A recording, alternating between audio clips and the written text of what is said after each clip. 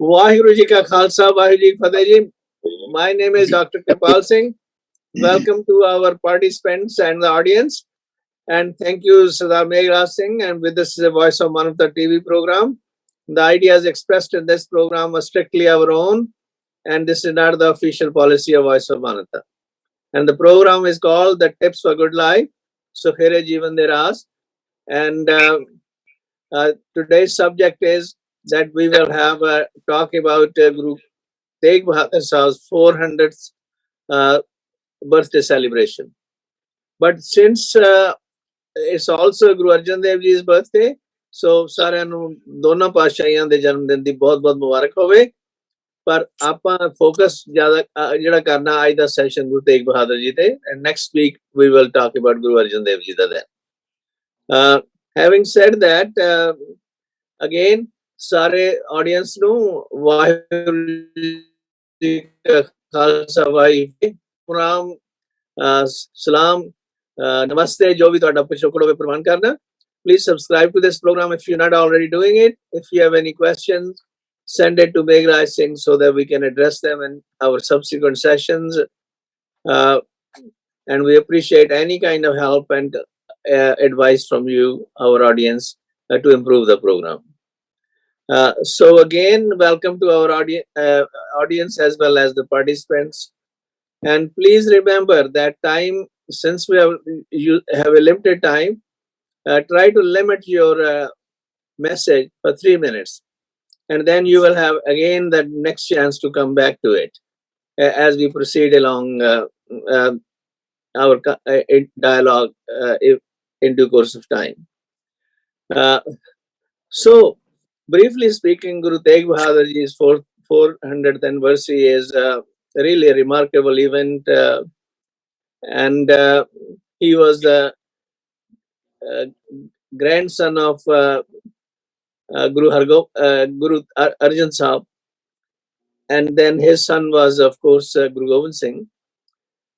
And he spent so much time in meditation in Baba Bakala, and after that, you know, when he became the Guru, after Guru Harkrishan Sahib announced Baba Bakale, then his life begins in a quite a turmoil situation, which we will discuss as we go along.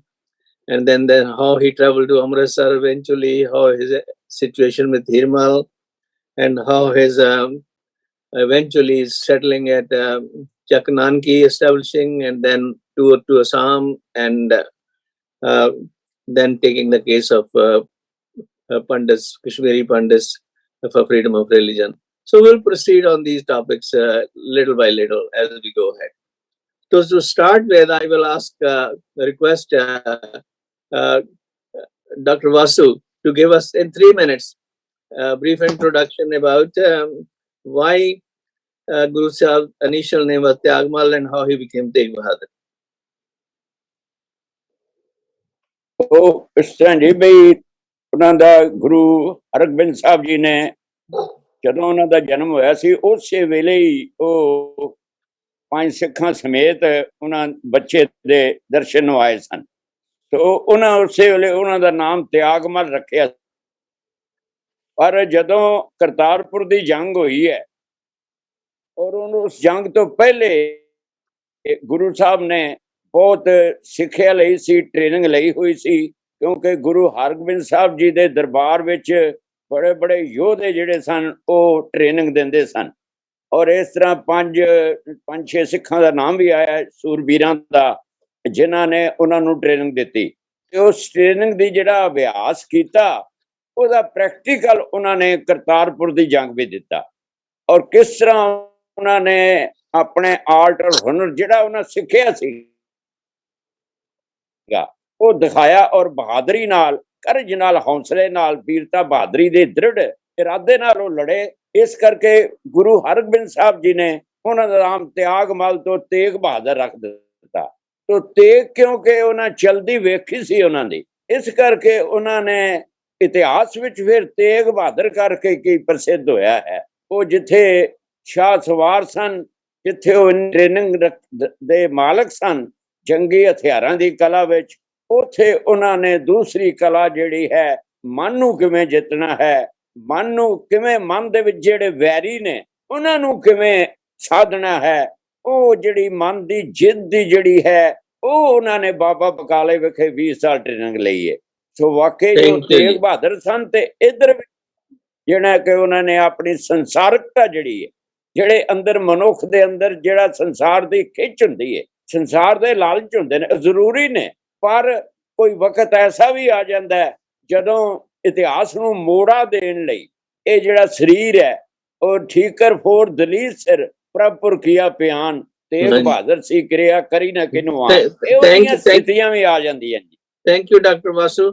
आपने doctor Vasu उन्होंने ही wrote a book on Guru Tegh Bahadur Sahib recently, ਜਿਹਦੇ ਵਿੱਚ ਉਹਨਾਂ ਨੇ ਕਿਹਾ ਕਿ ਵਰਸ ਮਨੁੱਖੀ ਗੁਰੂ ਤੇਗ ਬਹਾਦਰ ਜੀ ਦਾ ਕੀ ਨਾਂ ਜੀ ਕਿਤਾਬ ਦਾ ਤੁਹਾਡੇ? ਤੁਹਾਡੀ ਕਿਤਾਬ ਦਾ ਕੀ ਨਾਂ ਡਾਕਟਰ ਵਾਸੂ? ਤੇ ਜੀ ਆਪਣਾ ਹੈ ਮਨੁੱਖ, ਇਹ ਹੈ ਜੀ ਕਿਤਾਬ। ਹਾਂਜੀ, ਅੱਛਾ, ਇਹ ਇਹਨਾਂ ਨੇ ਨਵੀਂ ਕਿਤਾਬ ਛਾਪੀ ਹੈ ਗੁਰੂ ਤੇਗ ਬਹਾਦਰ ਜੀ ਦੀ ਯਾਦ ਦੇ ਵਿੱਚ। 284 ਦਾ ਨਾਮ ਕੀ ਹੈ ਭਾਈ ਸਾਹਿਬ? ਟਾਈਟਲ ਦਾ ਨਾਮ ਕੀ ਹੈ?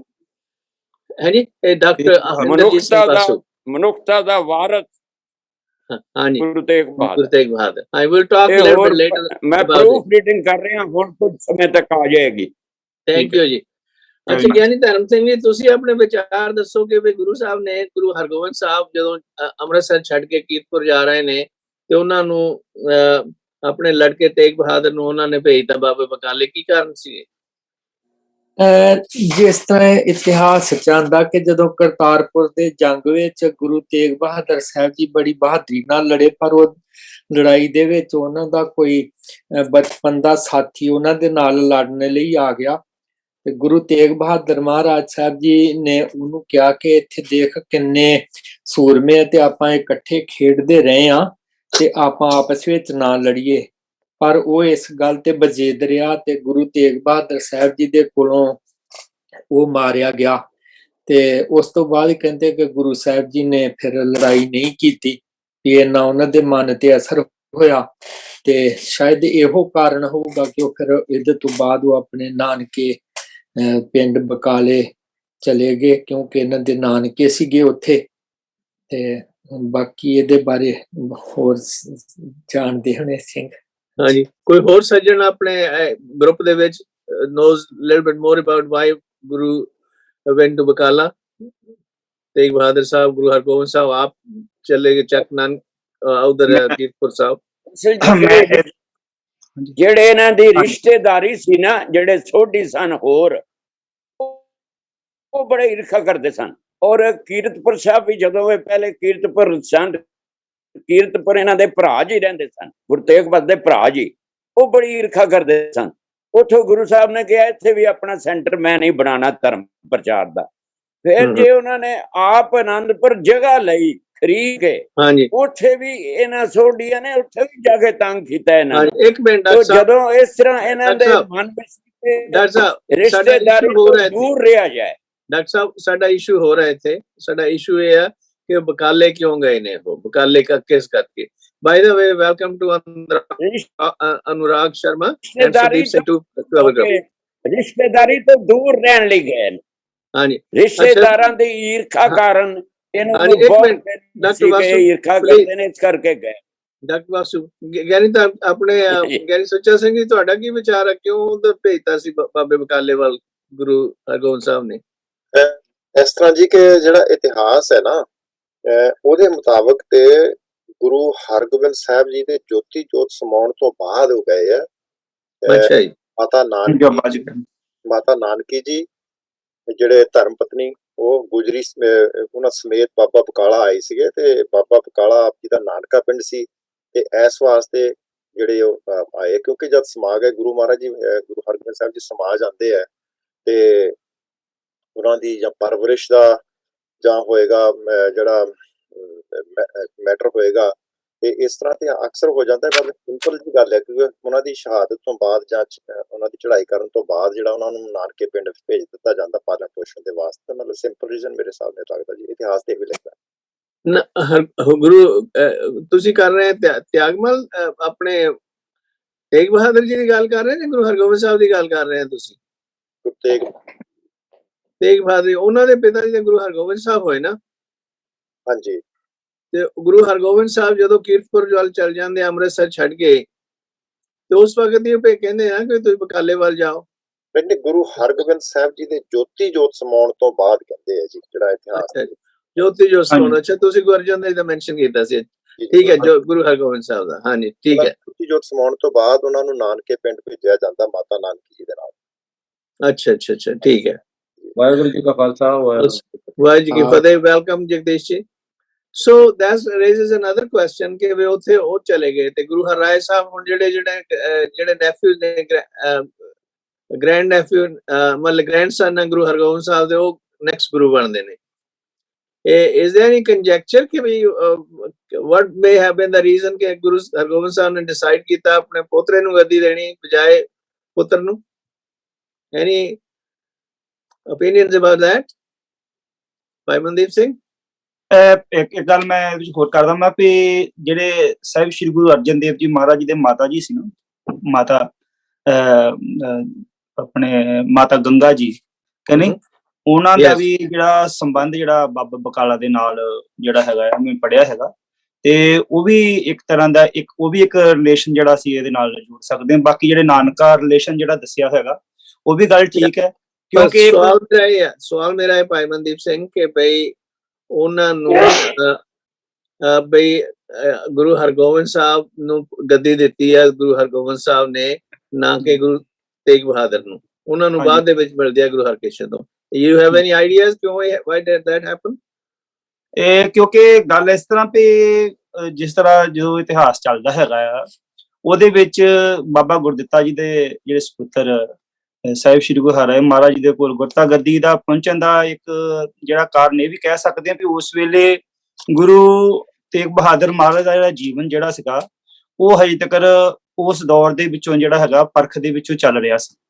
ਇੱਕ ਇਹ ਵੀ ਕਾਰਨ ਸੀ ਕਿਉਂਕਿ ਉਹਨਾਂ ਨੂੰ ਪਤਾ ਸੀਗਾ ਵੀ ਆਉਣ ਵਾਲੇ ਸਮੇਂ ਦੇ ਵਿੱਚ ਜਿਹੜਾ ਹੈਗਾ ਆ ਇਹਨਾਂ ਨੂੰ ਗੁਰਤਾ ਗੱਦੀ ਦੇ ਵਾਰਸ ਬਣਾਇਆ ਜਾਣਾ। ਗੁਰੂ ਹਰਗੋਬਿੰਦ ਪਾਤਸ਼ਾਹ ਵੀ ਸ਼ਾਇਦ ਇਹ ਗੱਲ ਜਿਹੜੀ ਹੈਗੀ ਆ ਸਮਝਦੇ ਸੀਗੇ, ਤੇ ਉਹਨਾਂ ਨੇ ਇਹ ਗੱਲ ਜਿਹੜੀ ਪ੍ਰਗਟ ਵੀ ਕੀਤੀ ਸੀ ਕਿ ਮਾਤਾ ਨਾਨਕੀ ਜੀ ਲੈ ਕੇ ਆਉਂਦੇ ਉਹਨਾਂ ਦੇ ਕੋਲ, ਤੇ ਵੀ ਉਹਨਾਂ ਨੂੰ ਦੱਸਦੇ ਵੀ ਹੌਸਲਾ ਵੀ ਦਿੰਦੇ, ਕਹਿੰਦੇ ਵੀ ਸਮਾਂ ਪਾ ਕੇ ਇਹ ਵੀ ਗੁਰਤਾ ਗੱਦੀ ਦੇ ਵਾਰਸ ਹੋਣਗੇ, ਉਹਨਾਂ ਨੂੰ ਪਹਿਲਾਂ ਹੀ ਦੱਸ ਦਿੱਤਾ ਜਾਂਦਾ ਹੈਗਾ, ਇਹ ਵੀ ਗੱਲ ਹੈਗੀ ਆ। ਤੇ ਇਹਦੇ ਨਾਲ ਨਾਲ ਗੁਰੂ ਹਰਿ ਮਹਾਰਾਜ ਜੀ ਦੀ ਜਿਹੜੀ ਨੇੜਤਾ ਤੇ ਉਹਨਾਂ ਦਾ ਜੀਵਨ ਜਿਹੜਾ ਹੈਗਾ ਆ, ਉਹ ਉਸ ਵੇਲੇ ਜਿਹੜਾ ਹੈਗਾ ਉਹਨਾਂ ਨੂੰ ਜਿਹੜਾ ਹੈਗਾ ਮਹਾਰਾਜ ਦੇ ਨਾਲ ਨੇੜਤਾ ਹੋਣ ਕਰਕੇ ਵੀ ਇਹ ਚੀਜ਼ਾਂ ਜਿਹੜੀਆਂ ਹੈਗੀਆਂ ਹੁੰਦੀਆਂ ਹੈਗੀਆਂ। ਤੇ ਪਰਖ ਵੀ ਸਭ ਤੋਂ ਵੱਡੀ ਗੱਲ ਪਰਖ ਦੇ ਵਿੱਚ ਵੀ ਉਸ ਵੇਲੇ ਜਿਹੜਾ ਹੈ ਉਹ ਗੁਰੂ ਹਰਿ ਮਹਾਰਾਜ ਜੀ ਜਿਹੜੇ ਹੈਗੇ ਪਾਸ ਜਿਹੜਾ ਹੈਗਾ ਉਹ ਹੁੰਦੇ। Thank you.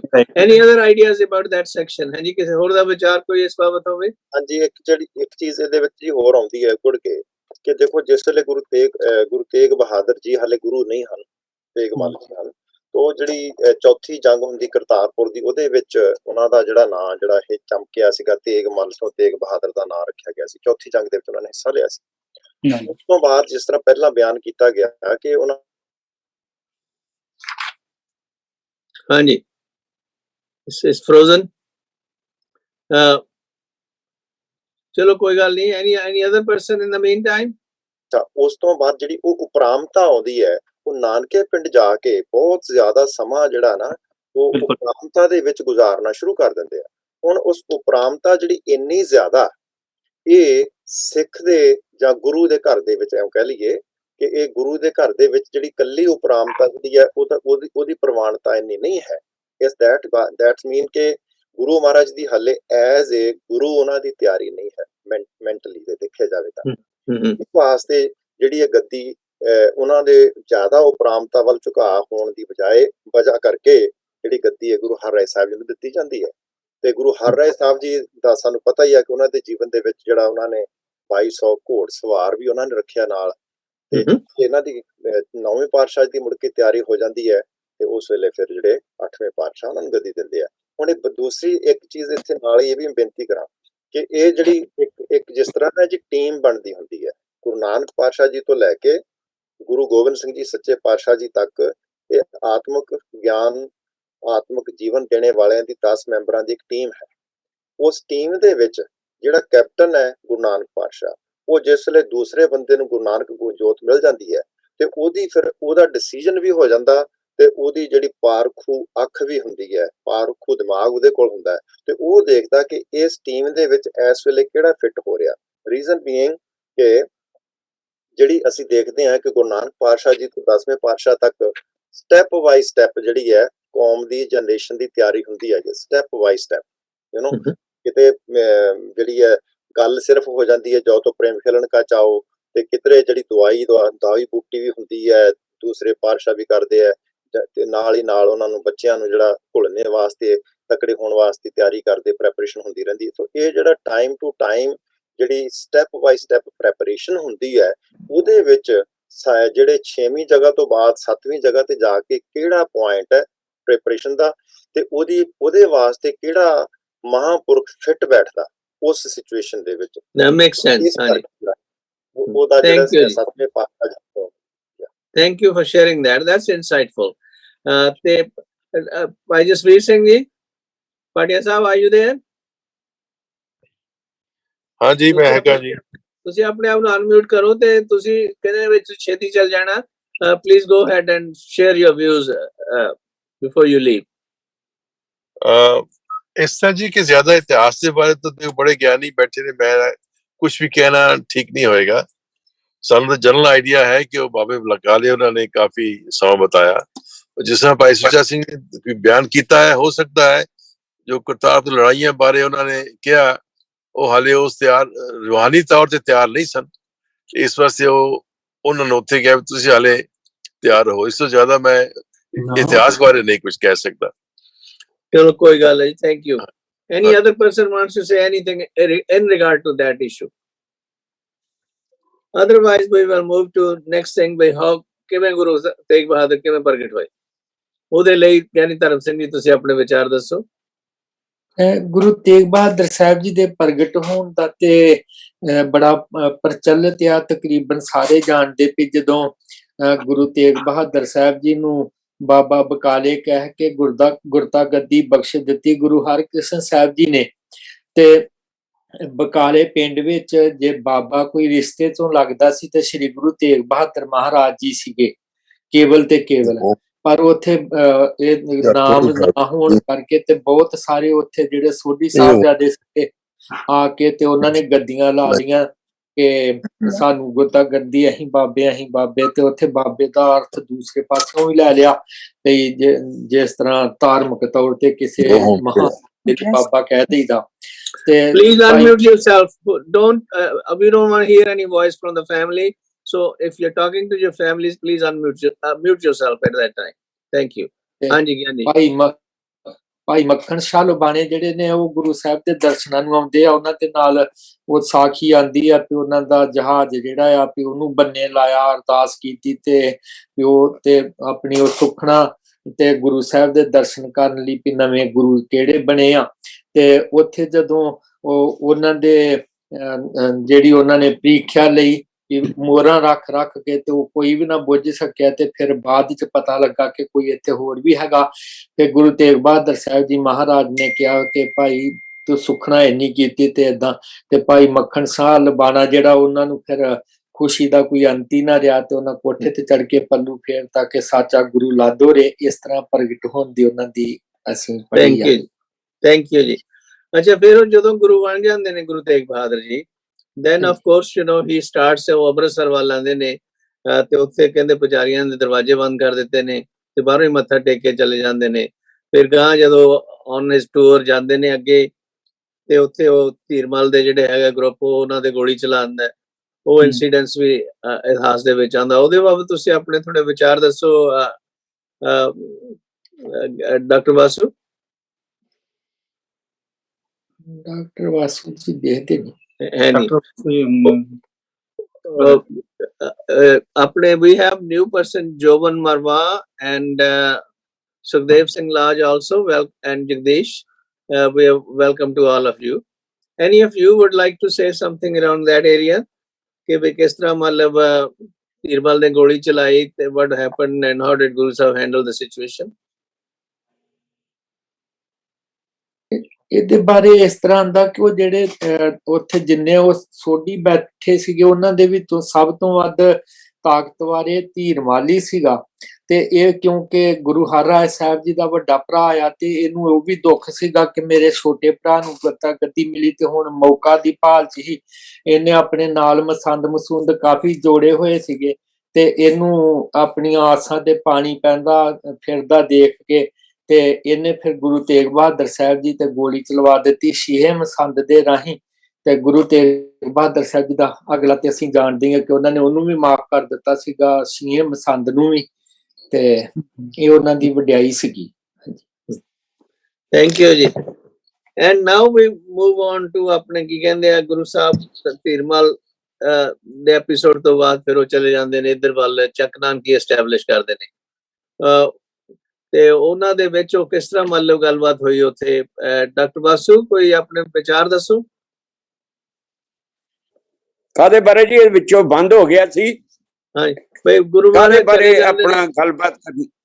ਧੀਰਮਲ ਦੇ ਐਪੀਸੋਡ ਤੋਂ ਬਾਅਦ ਮਹਾਰਾਜ ਉਧਰ ਚਲੇ ਜਾਂਦੇ ਨੇ ਕੀਰਤਪੁਰ ਸਾਹਿਬ, ਉੱਥੋਂ ਦਾ ਆਨੰਦ ਜਿਹੜਾ ਹੈਗਾ ਜ਼ਮੀਨ ਖਰੀਦ ਕੇ ਚੱਕ ਨਾਨਕੀ ਵਸਾਉਂਦੇ ਨੇ ਜਗ੍ਹਾ,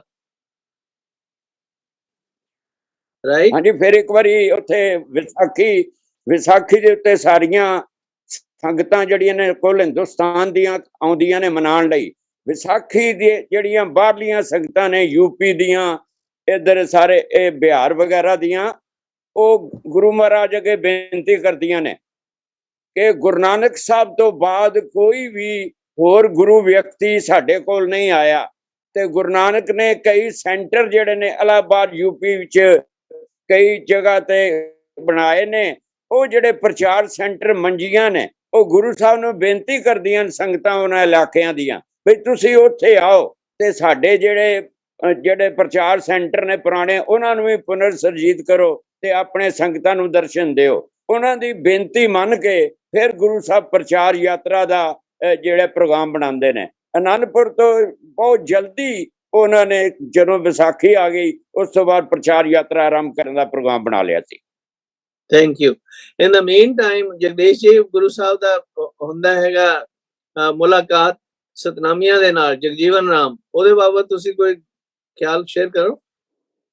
वाहेगुरु जी का खालसा वाहेगुरु जी की फतेह। इस एपिसोड के माध्यम से जो आप लोग डिबेट कर रहे हैं, यह हम आमजनों के लिए और मानवता के लिए बहुत प्रेरणादायक है, क्योंकि इससे पहले ना तो किसी मेन स्ट्रीम की मीडिया में लोगों को जानकारी मिल पाती थी, ना लोग जान पाते थे, ना पढ़ पाते थे। अभी भी जिस ढंग से गुरु तेग बहादुर जी की जो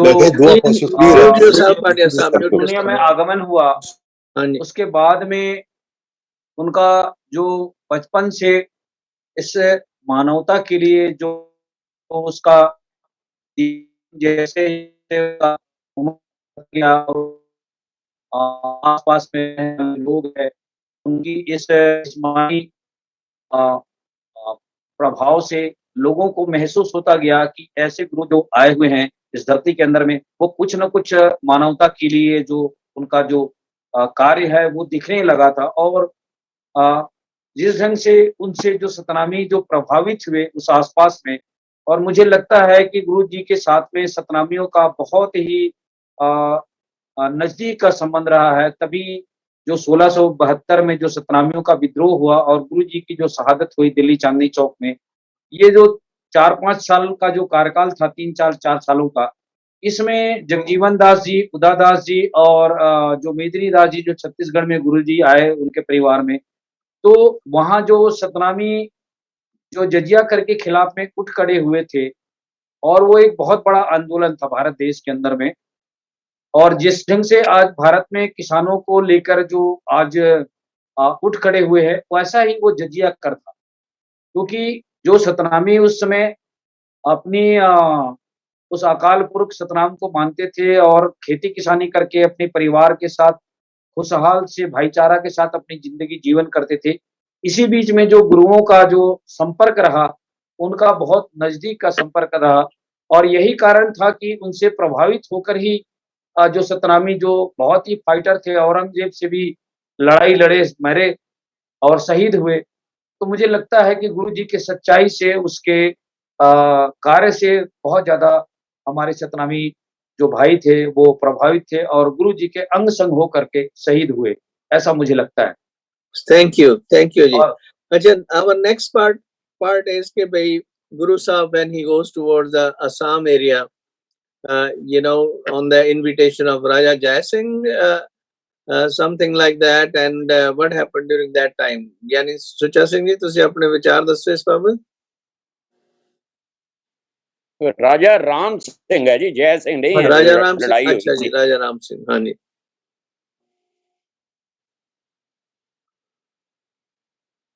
दसो अपने विचार हैं जी। ਤੁਸੀਂ ਪਹਿਲਾਂ ਆਪਣੇ ਆਪ ਨੂੰ ਅਨਮਿਊਟ ਕਰ ਲਓ ਭਾਈ ਸੁੱਚਾ ਸਿੰਘ।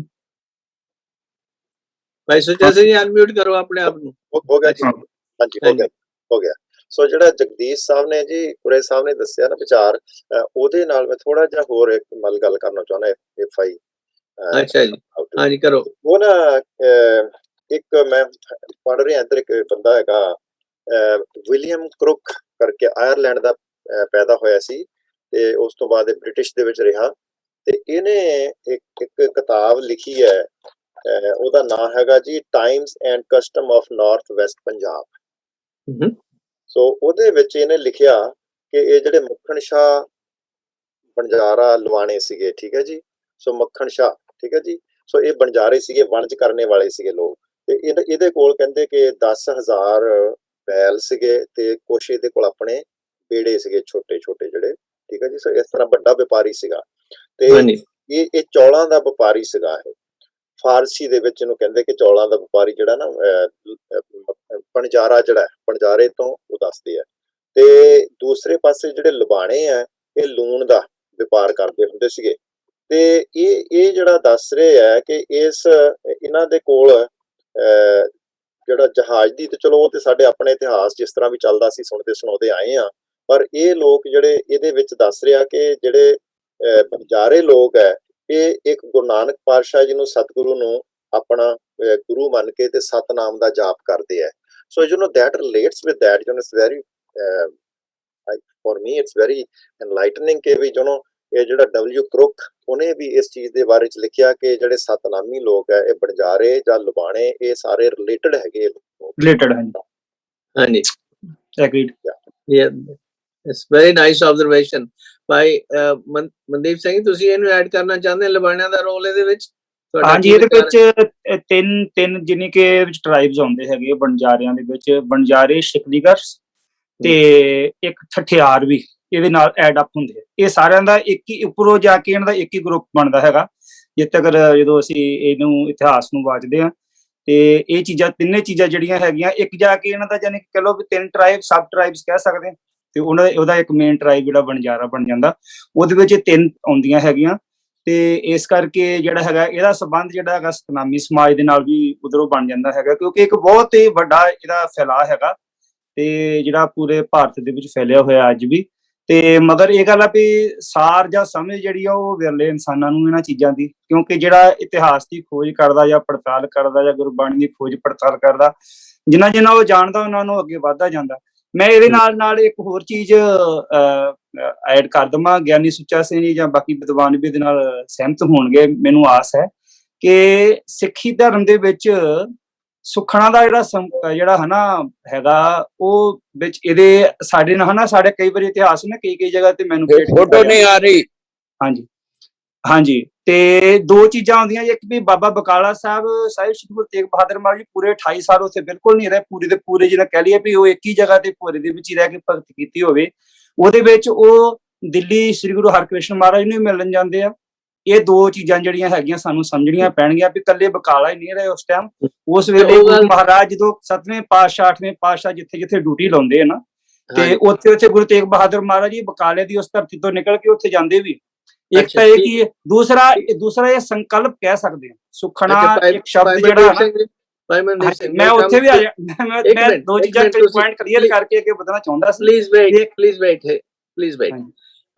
ਸੁਖਦੇਵ ਸਿੰਘ ਜੀ, ਲਾਈ ਸਾਹਿਬ, ਇਹ ਜਿਹੜਾ ਪਹਿਲਾਂ ਤੇ ਮੈਂ ਬੇਨਤੀ ਕਰਦਾ, ਵਾਹਿਗੁਰੂ ਜੀ ਕਾ ਖਾਲਸਾ ਵਾਹਿਗੁਰੂ ਜੀ ਕੀ ਫਤਿਹ। ਸਭ ਤੋਂ ਵੱਡੀ ਗੱਲ ਇਹ ਹੈ ਜਿਹੜੇ ਤੁਸੀਂ ਨਾਨਕ ਪੰਥੀਆਂ ਦੇ ਟਾਪਕ ਜਿੰਨਾ ਮੇਰਾ ਖਿਆਲ ਤੁਸੀਂ ਛੇੜ ਰਹੇ ਹੋ ਨਾ, ਸ਼ਾਇਦ ਦੁਨੀਆ ਦੇ ਵਿੱਚ ਕੋਈ ਵੀ ਜਥੇਬੰਦੀ ਐਸੀ ਨਹੀਂ ਜਿਹੜਾ ਕਿ ਇਹਨਾਂ ਨਾਨਕ ਪੰਥੀਆਂ ਨੂੰ ਇੰਨੀ ਇੰਪੋਰਟੈਂਸ ਦੇ ਕੇ ਉਹਨਾਂ ਬਾਰੇ ਵਿਚਾਰ ਕਰਦੀ। ਇਸ ਕਰਕੇ ਮੈਂ ਤੁਹਾਡੀ ਜਥੇਬੰਦੀ ਅੱਗੇ ਸਿਰ ਨਿਵਾਉਣਾ, ਨਮਸਕਾਰ ਕਰਦਾ, ਧੰਨਵਾਦ ਕਰਦਾ ਕਿ ਗੁਰੂ ਮਹਾਰਾਜ ਨੇ ਤੁਹਾਡੇ ਤੇ ਬੜੀ ਵੱਡੀ ਬਖਸ਼ਿਸ਼ ਕੀਤੀ ਹੋਈ ਹੈ। ਅੱਜ ਜਿਹੜੇ ਕਰੋੜਾਂ ਨਾਨਕ ਪੰਥੀ ਹੈਗੇ ਆ, ਜਿਵੇਂ ਕਿ ਪਹਿਲਾਂ ਉਹਨਾਂ ਨੇ ਬੇਨਤੀ ਕੀਤੀ ਹੈ ਤੁਹਾਨੂੰ ਗੁਰੂ ਤੇਗ ਬਹਾਦਰ ਸਾਹਿਬ ਦੇ ਨਾਲ, ਉਹ ਗੁਰੂ ਤੇਗ ਬਹਾਦਰ ਸਾਹਿਬ ਦੀ ਇੰਨੀ ਮਤਲਬ ਕਿ ਉਹਨਾਂ ਦੇ ਉੱਤੇ ਬਖਸ਼ਿਸ਼ ਸੀਗੀ, ਇੰਨੀ ਉਹਨਾਂ ਤੇ ਪਰਉਪਕਾਰ ਸੀ ਕਿ ਉਹ ਕਦੀ ਹਾਰਦੇ ਹੀ ਨਹੀਂ ਸੀ। ਤੇ ਔਰੰਗਜ਼ੇਬ ਨੇ ਮਤਲਬ ਕਿ ਠਾਣ ਲਿਆ ਸੀ ਵੀ ਇਹਨਾਂ ਨੂੰ, ਉਹ ਜਿਸ ਵਕਤ ਉਹ ਸਮਝਦੇ ਸੀ ਵੀ ਇਹਨਾਂ ਕੋਲ ਕੋਈ ਜਾਦੂ ਹੈ ਜਿਹੜੇ ਕਿ ਮਾਰੇ ਨਹੀਂ ਜਾ ਸਕਦੇ। ਤੇ ਫਿਰ ਉਸਨੇ ਔਰੰਗਜ਼ੇਬ ਨੇ ਨਾ ਉਹਨਾਂ ਦੇ ਝੰਡਿਆਂ ਤੇ ਆਪ ਆਇਤਾਂ ਲਿਖਾ ਕੇ ਭੇਜਿਆ ਵੀ ਹੁਣ ਤੁਹਾਡੇ ਨਾਲ ਉਹ ਹੈ, ਉਹ ਤੁਹਾਨੂੰ ਕੁਝ ਵੀ ਨਹੀਂ ਕਹਿ ਸਕਦੇ। ਸੋ ਇਹ ਜਿਹੜੇ ਸਾਰੇ ਜਿਵੇਂ ਹੁਣ ਮੱਖਣ ਸ਼ਾਹ ਲੁਬਾਣੇ ਦੇ ਤੇ ਦੂਸਰੇ ਤੁਸੀਂ ਸਤਨਾਮੀਆਂ ਦੇ ਸਾਰੇ ਟੱਚ, ਇਹ ਬਹੁਤ ਹੀ ਆਪਾਂ ਨੂੰ ਅਣਖ ਵਾਲੀ ਗੱਲ ਹੈ, ਬੜੀ ਮਾਣ ਵਾਲੀ ਗੱਲ ਹੈ, ਬੜੀ ਸਤਿਕਾਰ ਵਾਲੀ ਗੱਲ ਹੈ ਕਿ ਜਿਨ੍ਹਾਂ ਦੀ ਕਰੋੜਾਂ ਦੀ ਗਿਣਤੀ ਹੈ ਉਹ ਕਰ ਰਹੇ ਕੰਮ। ਮੈਂ ਇਹਦੇ ਵਿੱਚ ਸਿਰਫ ਤੁਹਾਨੂੰ ਇੱਕ ਬੇਨਤੀ ਕਰਨਾ, ਸਿਰਫ ਇਹ ਨਹੀਂ ਵੀ ਸੁਖਦੇਵ ਸਿੰਘ ਜਾਂ ਹੋਰ ਕੋਈ ਆਪਣੀ ਜਥੇਬੰਦੀ ਕਰ ਰਹੀ ਹੈ। ਇੱਕ ਸਾਡੇ ਚ ਗਗਨਦੀਪ ਸਿੰਘ ਜੀ ਕਲਾਸ 1 ਅਫੀਸਰ ਹੈਗੇ ਆ, ਉਹ ਕਰਨਾਟਕਾ ਦੇ ਵਿੱਚ ਜਿਹੜੇ ਹੈਗੇ, ਮੈਂ ਵੀਡੀਓ ਵੀ ਸ਼ਾਇਦ ਤੁਹਾਨੂੰ ਭੇਜੀ ਹੋਈ ਹੈ, ਕਰਨਾਟਕਾ ਦੇ ਵਿੱਚ ਇੱਕ ਭਾਸ਼ਣ ਦਿੰਦੇ ਆ, ਤਕਰੀਬਨ ਅੱਧੇ ਘੰਟੇ ਦਾ ਭਾਸ਼ਣ ਹੈ, ਜਿਹਦੇ ਵਿੱਚ IAS ਅਫੀਸਰ ਆਉਂਦੇ ਆ, MA ਆਉਂਦੇ ਆ, MP ਆਉਂਦੇ ਆ। ਸੋ ਮਤਲਬ ਜਿਹੜੇ ਸਾਡੇ ਵਣਜਾਰੇ ਆ, ਸਾਡਾ ਅੰਗ ਹੈ। ਮੈਂ ਇਹਨਾਂ ਵਿੱਚ ਜਾ ਕੇ ਦੇਖਿਆ, ਅੰਦਰ ਜਾ ਕੇ ਦੇਖਿਆ, ਇਹਨਾਂ ਦੀ ਭਾਵੇਂ ਰਹਿਤ ਬੈਤ ਚ ਨਹੀਂ, ਲੇਕਿਨ ਇਹ ਕੋਈ ਵੀ ਕੰਮ ਜਿਹੜਾ ਨਾ ਬਿਨਾਂ ਅਰਦਾਸ ਤੇ ਨਹੀਂ ਕਰਦੇ, ਅਤੇ ਇਹਨਾਂ ਦੇ ਹਰੇਕ ਪਿੰਡ ਵਿੱਚ ਇੱਕ ਅਰਦਾਸ ਚੱਲਦਾ। ਸੋ ਇਹ ਜਿਹੜੀ ਤੁਸੀਂ ਗੁਰੂ ਤੇਗ ਬਹਾਦਰ ਸਾਹਿਬ ਦਾ ਕਰ ਰਹੇ ਹੋ, ਵਿਸ਼ਾ ਕਰ ਰਹੇ ਹੋ, ਜਾਂ ਇਹਨਾਂ ਨੂੰ ਸਿੱਖਲੀਗਰ ਵਣਜਾਰਿਆਂ ਨੂੰ ਨਾਲ ਜੋੜ ਰਹੇ ਹੋ, ਇਹ ਤੁਹਾਡੇ ਵਾਸਤੇ ਬਹੁਤ ਹੀ ਮਹੱਤਵਪੂਰਨ ਗੱਲ ਹੈ ਤੇ ਮੈਂ ਇਸ ਅੱਗੇ ਨਮਸਕਾਰ ਕਰਦਾ। Thank you, Lai Sahab. Let me go ਜੋਬਨ ਜੀ ਦਾ to ਵੀ ਵਾਕਿਆ ਲੈ ਲਓ, ਜੋਬਨ ਮਰਵਾਹਾ ਜੀ ਦਾ, ਉਹਨਾਂ ਨੂੰ ਵੀ ਦੇ ਦਿਓ ਵਿਚਾਰ। ਮੈਂ ਉਹਨਾਂ ਕੋਲੇ ਜਾ ਰਿਹਾ ਸੀ। ਮਰਵਾਹਾ ਸਾਹਿਬ, ਤੁਸੀਂ ਕੋਈ ਵਿਚਾਰ ਇਸ ਗੱਲ ਬਾਰੇ ਦੱਸਣਾ, ਸ਼ੇਅਰ ਕਰਨਾ ਚਾਹੋ? ਮੈਂ ਸਭ ਤੋਂ ਪਹਿਲੇ ਤਾਂ ਸਪਸ਼ਟ ਕਰਨਾ ਚਾਹੁੰਦਾ ਕਿ ਕਿਉਂਕਿ ਇਹ ਲੈਪਟਾਪ ਜਿਹੜਾ ਹੈ ਮੇਰੇ ਬੇਟੇ ਦਾ, ਜੋਬਨ ਦਾ, ਇਸ ਕਰਕੇ ਇਹਦੇ ਤੇ ਉਹਦਾ ਨਾਂ ਆਂਦਾ ਹੈ। ਮੇਰਾ ਨਾਂ ਡਾਕਟਰ ਨਰਿੰਦਰ ਸਿੰਘ ਹੈ। ਅੱਛਾ, ਡਾਕਟਰ ਨਰਿੰਦਰ ਸਿੰਘ। ਹਾਂਜੀ, ਮੈਂ ਅੱਜ ਕੱਲ੍ਹ US ਆਇਆ ਹੋਇਆ ਦਿੱਲੀ ਤੋਂ। ਮੈਂ ਦਿੱਲੀ ਵਿੱਚ ਯੂਨੀਵਰਸਿਟੀ ਵਿੱਚ ਪੜ੍ਹਾਉਂਦਾ ਰਿਹਾ, ਪੰਜਾਬੀ ਦਾ ਪ੍ਰੋਫੈਸਰ ਸੀ ਮੈਂ। ਠੀਕ, ਬਿਊਟੀਫੁਲ, ਵੈਲਕਮ ਜੀ। ਬਹੁਤ ਬਹੁਤ ਧੰਨਵਾਦ। ਇਹ ਜਿਹੜੀ ਸਾਰੀ ਇੱਥੇ ਡਿਸਕਸ਼ਨ ਹੋ ਰਹੀ ਹੈ, ਇਹ ਮੇਰੇ ਵਾਸਤੇ ਬੜੀ ਐਜੂਕੇਟਿਵ ਹੈ। ਰਾਦਰ ਮੈਂ ਇਹਦੇ ਵਿੱਚ ਕੰਟਰੀਬਿਊਟ ਕੀ ਕਰਨਾ ਹੈ। ਤੁਸੀਂ ਸਾਰੇ ਵਿਦਵਾਨ ਇਹਦੇ ਵਿੱਚ ਜੋ ਗੱਲਾਂ ਕਹਿ ਰਹੇ ਹੋ, ਇਤਿਹਾਸ ਦੀਆਂ ਜਿੰਨੀਆਂ ਡਿਟੇਲਸ ਦੱਸ ਰਹੇ ਹੋ, ਉਹ ਬਹੁਤ ਕਮਾਲ ਦੀਆਂ ਨੇ, ਔਰ ਮੇਰੇ ਵਾਸਤੇ ਉਹ ਸੂਚਨਾ ਨੇ, ਮੇਰੇ ਵਾਸਤੇ ਉਹ ਇਨਫੋਰਮੇਸ਼ਨ ਨੇ। ਇੱਕ ਗੱਲ ਮੈਨੂੰ ਜ਼ਰੂਰ ਸਮਝ ਆ ਰਹੀ ਹੈ ਕਿ ਗੁਰੂ ਗੋਬਿੰਦ ਸਿੰਘ ਜੀ ਤੋਂ ਵੀ ਪਹਿਲਾਂ ਗੁਰੂ ਤੇਗ ਬਹਾਦਰ ਜੀ ਦੇ ਵਕਤ ਹੀ ਜਿਹੜੇ ਇਹ ਵਪਾਰੀ ਵਰਗ ਸੀਗਾ, ਭਾਵੇਂ ਮੱਖਣ ਸ਼ਾਹ ਵਣਜਾਰਾ ਹੋਣ ਜਾਂ ਲੱਖੀ ਸ਼ਾਹ ਹੋਣ, ਵਣਜਾਰੇ ਜਾਂ ਲੁਬਾਣੇ ਹੋਣ ਜਾਂ ਸਤਨਾਮੀਏ ਹੋਣ ਜਾਂ ਇਹਨਾਂ ਵਿੱਚੋਂ ਵੀ ਸ਼ਿਕਲੀਗਰ ਜਾਂ ਸਾਰੇ, ਇਹ ਸਾਰੇ ਜਿਹੜੇ ਨੇ ਉਸ ਵੇਲੇ ਭਾਵੇਂ ਸਿੰਘ ਸੱਜਣ ਵਾਲੀ ਗੱਲ ਤਾਂ ਬਹੁਤ ਬਾਅਦ ਵਿੱਚ ਹੋਈ, ਗੁਰੂ ਗੋਬਿੰਦ ਸਿੰਘ ਜੀ ਹੋਰਾਂ ਨੇ ਕੀਤੀ, ਪਰ ਕਿਤੇ ਨਾ ਕਿਤੇ ਅੰਦਰ ਮਨਾਂ ਵਿੱਚੋਂ ਇੱਕ ਸਿੱਖੀ ਜਿਹੜੀ ਸੀ ਉਹ ਪਰਪੱਕ ਹੁੰਦੀ ਪਈ ਸੀ, ਉਹ ਪੱਕਦੀ ਪਈ ਸੀ। ਇਹ ਸਾਰਾ ਪ੍ਰੋਸੈਸ ਜਿਹੜਾ, ਇਹ ਸਾਰੀ ਪ੍ਰਕਿਰਿਆ ਜਿਹੜੀ ਉਹ ਦੱਸਦੀ ਹੈ ਕਿ ਇਹ ਜਿਹੜੀ ਫਸਲ ਤਿਆਰ ਹੋ ਗਈ, ਇਹ ਪੱਕਣੀ ਸ਼ੁਰੂ ਹੋ ਗਈ ਸੀ ਉਦੋਂ ਹੀ, ਔਰ ਸਮਾਜ ਵਿੱਚ ਇਹ ਸਾਰੇ ਪਰਿਵਰਤਨ ਜਿਹੜੇ ਨੇ ਇਹ ਹੋਣੇ ਸ਼ੁਰੂ ਹੋ ਗਏ ਸੀ। ਇੱਕ ਤਾਂ ਗੁਰਬਾਣੀ ਦੇ ਰੂਪ ਵਿੱਚ ਤਾਂ ਮਨੁੱਖ ਨੂੰ ਪਰਪੱਕਤਾ ਦਿੱਤੀ ਜਾ ਹੀ ਰਹੀ ਸੀ ਕਿ ਉਹ ਮੌਤ ਤੋਂ ਨਾ ਡਰੇ, ਉਹ ਨਿਰਭੀਕ ਹੋ ਕੇ, ਨਿਡਰ ਹੋ ਕੇ ਜੀਵੇ। ਤੇ ਗੁਰੂ ਗੋਬਿੰਦ ਸਿੰਘ ਹੋਰਾਂ ਨੇ ਇਹਦੇ ਉੱਤੇ ਪੱਕੀ ਮੋਹਰ ਲਗਾ ਕੇ ਤੇਗ ਦੀ ਧਾਰ ਵਿੱਚੋਂ ਖਾਲਸੇ ਨੂੰ ਸਾਜ ਦਿੱਤਾ। ਪਰ ਇਸ ਤੋਂ ਪਹਿਲਾਂ ਵੀ ਇਹ 2-3 ਗੁਰੂਆਂ ਤੋਂ, ਗੁਰੂ ਇਸ ਤੋਂ ਵੀ ਪਹਿਲਾਂ ਸ਼ਾਇਦ ਗੁਰੂ ਹਰਗੋਬਿੰਦ ਸਾਹਿਬ ਤੋਂ ਹੀ ਇਹ ਗੱਲ ਜਿਹੜੀ ਹੈ ਇਹ ਕਿਤੇ ਨਾ ਕਿਤੇ ਬੀਜ ਰੂਪ ਵਿੱਚ, ਸੀਡ ਦੀ ਫਾਰਮ ਵਿੱਚ ਇਹ ਪੁੰਗਰਨੀ ਸ਼ੁਰੂ ਹੋ ਗਈ ਸੀ, ਔਰ ਲੋਕੀ ਜਿਹੜੇ ਨੇ ਇਹਦੇ ਬਾਰੇ ਕਿਤੇ ਨਾ ਕਿਤੇ ਜਾਗਰੂਕ ਹੋ ਰਹੇ ਸੀ ਕਿ ਸਾਡੇ ਵਿਰੁੱਧ ਜਿਹੜਾ ਇਹ ਕਾਨੂੰਨ ਬਣਦੇ ਨੇ, ਜਾਂ ਸਾਡੇ ਵਿਰੁੱਧ ਜਿਹੜੀਆਂ ਇਹ ਸਾਜ਼ਿਸ਼ਾਂ ਹੁੰਦੀਆਂ ਨੇ, ਜਾਂ ਸਾਨੂੰ ਜਿਹੜਾ ਇਹ ਆਪਣੇ ਅਧੀਨ ਕਰਨਾ ਚਾਹੁੰਦੇ ਨੇ, ਅਸੀਂ ਇਹਦੇ ਵਿੱਚੋਂ ਜਾਗਣਾ ਔਰ ਸੁਤੰਤਰ ਹੋਣਾ। ਇਹ ਸੁਤੰਤਰਤਾ ਦਾ ਬੀਜ ਜਿਹੜੇ ਨੇ ਉਹ ਗੁਰੂ ਬਹੁਤ ਪਹਿਲੇ ਤੋਂ ਬੀਜਦੇ ਚੱਲਦੇ ਆ ਰਹੇ ਨੇ। ਮੈਨੂੰ ਲੱਗਦਾ ਹੈ ਗੁਰੂ ਨਾਨਕ ਤੋਂ ਹੀ ਬੀਜਦੇ ਚੱਲਦੇ ਆ ਰਹੇ ਨੇ। ਜਦੋਂ ਉਹ ਬਾਬਰ ਦੇ ਵਿਰੁੱਧ ਖੜੇ ਹੁੰਦੇ ਨੇ ਤੇ ਇਹਦਾ ਮਤਲਬ ਸਮਾਜ ਜਿਹੜਾ ਹੈ ਉਹਨੇ ਵੀ ਰਿਸਪੌਂਡ ਕਰਨਾ ਸ਼ੁਰੂ ਕਰ ਦਿੱਤਾ ਸੀ, ਔਰ ਸਮਾਜ ਦੇ ਕੁਝ ਤਬਕੇ ਨੇ ਜ਼ਰੂਰ ਇਹ ਵਿਰੋਧ ਕਰਨਾ ਸ਼ੁਰੂ ਕਰ ਦਿੱਤਾ ਸੀ, ਔਰ ਇਹ ਵੀ ਸੋਚ ਲਿਆ ਸੀ ਕਿ ਜੇ ਮਰਨਾ ਵੀ ਪਏਗਾ ਤਾਂ ਮਰਾਂਗੇ ਵੀ, ਪਰ ਇੱਕ ਜਿਹੜੀ ਆਤਮਕ ਸੁਤੰਤਰਤਾ ਹੈ ਉਹਦੀ ਬੜੀ ਕੀਮਤ ਸੀ ਜਿਹੜੀ ਇਹਦੇ ਤੋਂ ਪਹਿਲੇ ਹੀ ਸ਼ੁਰੂ ਹੋ ਗਈ ਸੀ। ਬਹੁਤ ਥੈਂਕ ਯੂ ਜੀ, ਥੈਂਕ ਯੂ। ਅੱਛਾ ਸ਼ਰਮਾ ਸਾਹਿਬ, ਤੁਸੀਂ ਅਨੁਰਾਗ ਸ਼ਰਮਾ, ਵੈਲਕਮ। ਤੁਸੀਂ ਆਪਣਾ ਕੋਈ ਵਿਚਾਰ ਇਸ ਬਾਬਤ ਦੱਸਣੇ ਹੁਣ? ਅਨਮਿਊਟ ਕਰੋ ਆਪਣੇ ਆਪ ਨੂੰ। ਹਾਂਜੀ अनुराग जी, अपने आप अनम्यूट करो, अपने विचार साझे करो। अनम्यूट हो गया, तुसी अनम्यूट करो। हाँ हुन करो। हाँ जी ठीक है, आवाज आ रही है? हाँ जी, हाँ जी हम आ रही है। सारिਆਂ ਨੂੰ ਵਾਹਿਗੁਰੂ ਜੀ का खालसा, वाहिगुरु जी की फतेह। वाहिगुरु जी की फतेह। ਵਾਹਿਗੁਰੂ ਫਤਿਹ। कि मैं थोड़ा जिहा सिख इतिहास का विद्यार्थी हाँ ਤੇ ਸਿੱਖ ਪੰਥ ਨਾਲ ਮੇਰਾ ਬਹੁਤ ਜ਼ਿਆਦਾ ਲਗਾਓ ਹੈ, ਔਰ ਗੁਰੂ ਤੇਗ ਬਹਾਦਰ ਮਹਾਰਾਜ ਦੀ ਸ਼ਹੀਦੀ ਇਹਦੇ ਉੱਤੇ ਮੇਰੀ ਮੈਂ ਕਵਿਤਾਵਾਂ ਵੀ ਪੜ੍ਹਦਾ ਰਹਿਣਾ ਜਿਸ ਤਰ੍ਹਾਂ ਮੈਨੂੰ ਹੁਕਮ ਹੁੰਦਾ ਹੈ। ਪਰ ਜਿਹੜੀ ਗੱਲ ਅੱਜ ਤੁਹਾਡੇ 'ਚ ਬਹਿ ਕੇ ਜਿਹੜੀ ਮੇਰੇ 20 ਸਾਲ ਪਹਿਲਾਂ ਦਿਮਾਗ ਦੇ ਵਿੱਚ ਕਲਪਰੀ ਮਚਾਉਂਦੀ ਸੀ ਸਤਨਾਮੀ ਸੰਪਰਦਾਇ, ਉਹਦੇ ਬਾਰੇ ਜਿਹੜੀ ਅੱਜ ਕਲੈਰਿਟੀ ਹੋਈ ਹੈ, ਮੈਂ ਉਹਦੇ ਉੱਤੇ ਥੋੜਾ ਜਿਹਾ ਕੰਮ ਕੀਤਾ ਹੈ। ਉਸ ਸੰਪਰਦਾਇ ਨੂੰ ਅਸੀਂ ਵਿਰਾਗੀਆਂ ਨਾਲ ਜਾਂ ਅਸੀਂ ਹੋਰ ਨਾਲ ਜੋੜ ਕੇ ਤੇ ਜਿਹੜਾ ਗੁਰੂ ਸਾਹਿਬ ਵਾਲਾ ਇਹ ਆਸਪੈਕਟ ਆ ਕਿ ਜਿੱਥੇ ਗੁਰੂ ਨਾਨਕ ਦੀ ਜੋਤ ਜਗ ਰਹੀ ਹੈ ਉਸ ਪੰਥ ਦੇ ਵਿੱਚ, ਉਹਨੂੰ ਅਸੀਂ ਬਿਲਕੁਲ ਹੀ ਇਗਨੋਰ ਕਰ ਦਿੰਦੇ। ਮੇਰੀ ਬੜੀ ਵੱਡੀ ਗੁਜ਼ਾਰਿਸ਼ ਹੈ ਕਿ ਜੇ ਅੱਜ ਦੇ ਇਸ ਮਤਲਬ ਸਾਰੇ ਕਰ ਰਹੇ ਹਾਂ ਡਿਸਕਸ਼ਨ, ਇਹਦੇ ਵਿੱਚੋਂ ਜੇ ਸਤਨਾਮੀ ਸੰਪਰਦਾਇ ਦੇ ਬਾਰੇ ਖੋਜ ਕੀਤੀ ਜਾਏ ਔਰ ਉਹਨਾਂ ਨੂੰ ਦੇਖਿਆ ਜਾਏ ਤਾਂ ਤੁਹਾਨੂੰ ਮੈਨੂੰ ਜੋ ਲੱਗਦਾ ਹੈ ਕਿ ਉਹ ਸਤਨਾਮ ਸ਼ਬਦ ਦਾ ਮਤਲਬ ਹੀ ਇਹ ਹੈ ਕਿ ਉਹ ਕਿਤੇ ਨਾ ਕਿਤੇ ਸਾਡੇ ਗੁਰੂ ਸਾਹਿਬਾਨ ਦੀ ਜਿਹੜੀ ਵਿਚਾਰਧਾਰਾ ਹੈ ਉਸ ਤਰ੍ਹਾਂ ਦੇ ਨਾਲ ਜਿਹੜੇ ਉਹ ਜੁੜੇ। ਸੋ ਮੈਨੂੰ ਇਹ ਲੱਗਦਾ ਹੈ ਕਿ ਇਸ ਆਈਡੀਓਲੋਜੀ ਨੂੰ ਤੇ ਔਰ ਸਤਨਾਮੀਆਂ ਦਾ ਵਿਦਰੋਹ ਸਿਰਫ ਜਿਹੜਾ ਇਤਿਹਾਸ ਦੇ ਵਿੱਚ 3-4 ਲਾਈਨਾਂ ਵਿੱਚ ਦਰਜ ਕਰਦੇ ਨੇ, ਇਹ ਗੱਲ ਨੂੰ ਅਸੀਂ ਬਹੁਤ ਧਿਆਨ ਨਾਲ ਸਮਝਣਾ ਔਰ ਅਸੀਂ ਇਸ ਗੱਲ ਨੂੰ ਬੜਾ ਕਰਨਾ ਹੈ ਸਮਝ ਦੇ ਨਾਲ, ਤੇ ਇਸ ਸਤਨਾਮੀ ਸੰਪਰਦਾਇ ਦੇ ਬਾਰੇ ਪੂਰੀ ਖੋਜ ਕਰਕੇ ਸਤਨਾਮ ਸ਼ਬਦ ਦੀ आवाज कम आ रही है शर्मा साहब की। ਗੁਰੂ ਸਾਹਿਬ ਦੀ ਜਿਹੜੀ ਆਈਡੀਓਲੋਜੀ ਹੈ ਕਿਸ ਤਰ੍ਹਾਂ ਜੁੜੀ ਹੋਈ ਹੈ, ਇਹ ਬਹੁਤ ਵੱਡਾ ਅੱਜ ਵਿਚਾਰ ਚਰਚਾ ਦਾ ਵਿਸ਼ਾ ਬਣਿਆ। ਗੁਰੂ ਸਾਹਿਬ ਦੀ ਸ਼ਹੀਦੀ ਨੂੰ ਸਾਰੇ ਹੀ ਨਤਮਸਤਕ ਨੇ। ਗੁਰੂ ਸਾਹਿਬ ਨੇ ਜੋ ਹਿੰਦੂ ਔਰ ਹਿੰਦੁਸਤਾਨ ਲਈ ਕੀਤਾ ਉਸ ਲਈ ਤਾਂ ਅਸੀਂ ਸਾਰੇ ਹੀ ਨਤਮਸਤਕ ਹਾਂ। ਪਰ ਜਿਸ ਤਰ੍ਹਾਂ ਦੇ ਨਾਲ ਬਰਵਾਹਾ ਸਾਹਿਬ ਨੇ ਕਿਹਾ ਕਿ ਕਿਵੇਂ ਬੀਜ ਇਹ ਨਾਨਕ ਨਾਮ ਲੇਵਾਂ ਦਾ ਬੀਜ ਕਿਵੇਂ ਜਿਹੜਾ ਹੈ ਉਹ ਆਤਮਿਕ ਸੁਤੰਤਰਤਾ ਔਰ ਸਰੀਰਕ ਸੁਤੰਤਰਤਾ ਦੇ ਲਈ ਕਿਵੇਂ ਜੂਝ ਰਿਹਾ, ਇਸ ਆਈਡੀਓਲੋਜੀ ਨੂੰ ਲੈ ਕੇ ਸਤਨਾਮੀ ਸੰਪਰਦਾਇ ਦੇ ਬਾਰੇ ਖੋਜ ਕਰਕੇ ਅਸੀਂ ਗੁਰੂ ਸਾਹਿਬ ਦੇ ਜਿਹੜੇ ਪ੍ਰੋਸਪੈਕਟ ਨੇ, ਜਿਹੜੇ ਉਹਨਾਂ ਦੀ ਆਈਡੀਓਲੋਜੀ ਹੈ, ਉਹਨੂੰ ਸੀਮਤ ਨਾ ਕਰਦੇ ਹੋਏ ਸਾਰੀ ਦੁਨੀਆ 'ਚ ਫੈਲਾ ਸਕਦੇ। ਬਹੁਤ ਅੱਜ ਖੂਬਸੂਰਤ ਔਰ ਜਗਦੀਸ਼ ਜੀ ਨੂੰ ਦੇਖ ਕੇ ਮੇਰੇ ਮਨ 'ਚ ਇੱਕ ਹੋਰ ਤਮੰਨਾ ਉੱਠੀ ਹੈ ਇਹ ਖੋਜ ਕੀਤੀ ਜਾ ਸਕਦੀ ਹੈ। ਤਾਂ ਮਲਟੀ ਮੇਰੇ ਗੁਰੂ ਦੀਆਂ ਥੋੜੀ ਲੋਕਾਂ ਨੂੰ ਪਤਾ ਲੱਗ ਔਰ ਲੋੜ ਹੈ worldwide. Thank you ji, thank you for your contribution Anurag ji, appreciate very much। ਤੇ ਹੁਣ I am going shift to again back to Giani Dharam Singh ਜੀ, ਤੁਸੀਂ ਆਪਣੇ ਹੋਰ ਕੋਈ ਵਿਚਾਰ ਐਡ ਕਰੋ ਇੱਥੇ। ਅਸਲ 'ਚ ਇਤਿਹਾਸ ਤੇ ਬੜਾ ਲੰਬਾ ਚੜਾ ਹੁੰਦਾ ਤੇ ਗੁਰੂ ਸਾਹਿਬਾਨ ਦੇ ਜਿਹੜਾ ਜੀਵਨ 'ਚੋਂ ਸਿੱਖਿਆਵਾਂ ਲੈਂਦੀਆਂ ਨੇ, ਉਹਨਾਂ ਦੀ ਪਾਵਨ ਬਾਣੀ ਜਿਹੜੀ ਆ ਉਹਦਾ ਇੱਕ ਇੱਕ ਸ਼ਬਦ ਜਿਹੜਾ ਵਾ ਸਾਡੇ ਲਈ ਸਿੱਖਿਆਦਾਇਕ ਆ। ਔਰ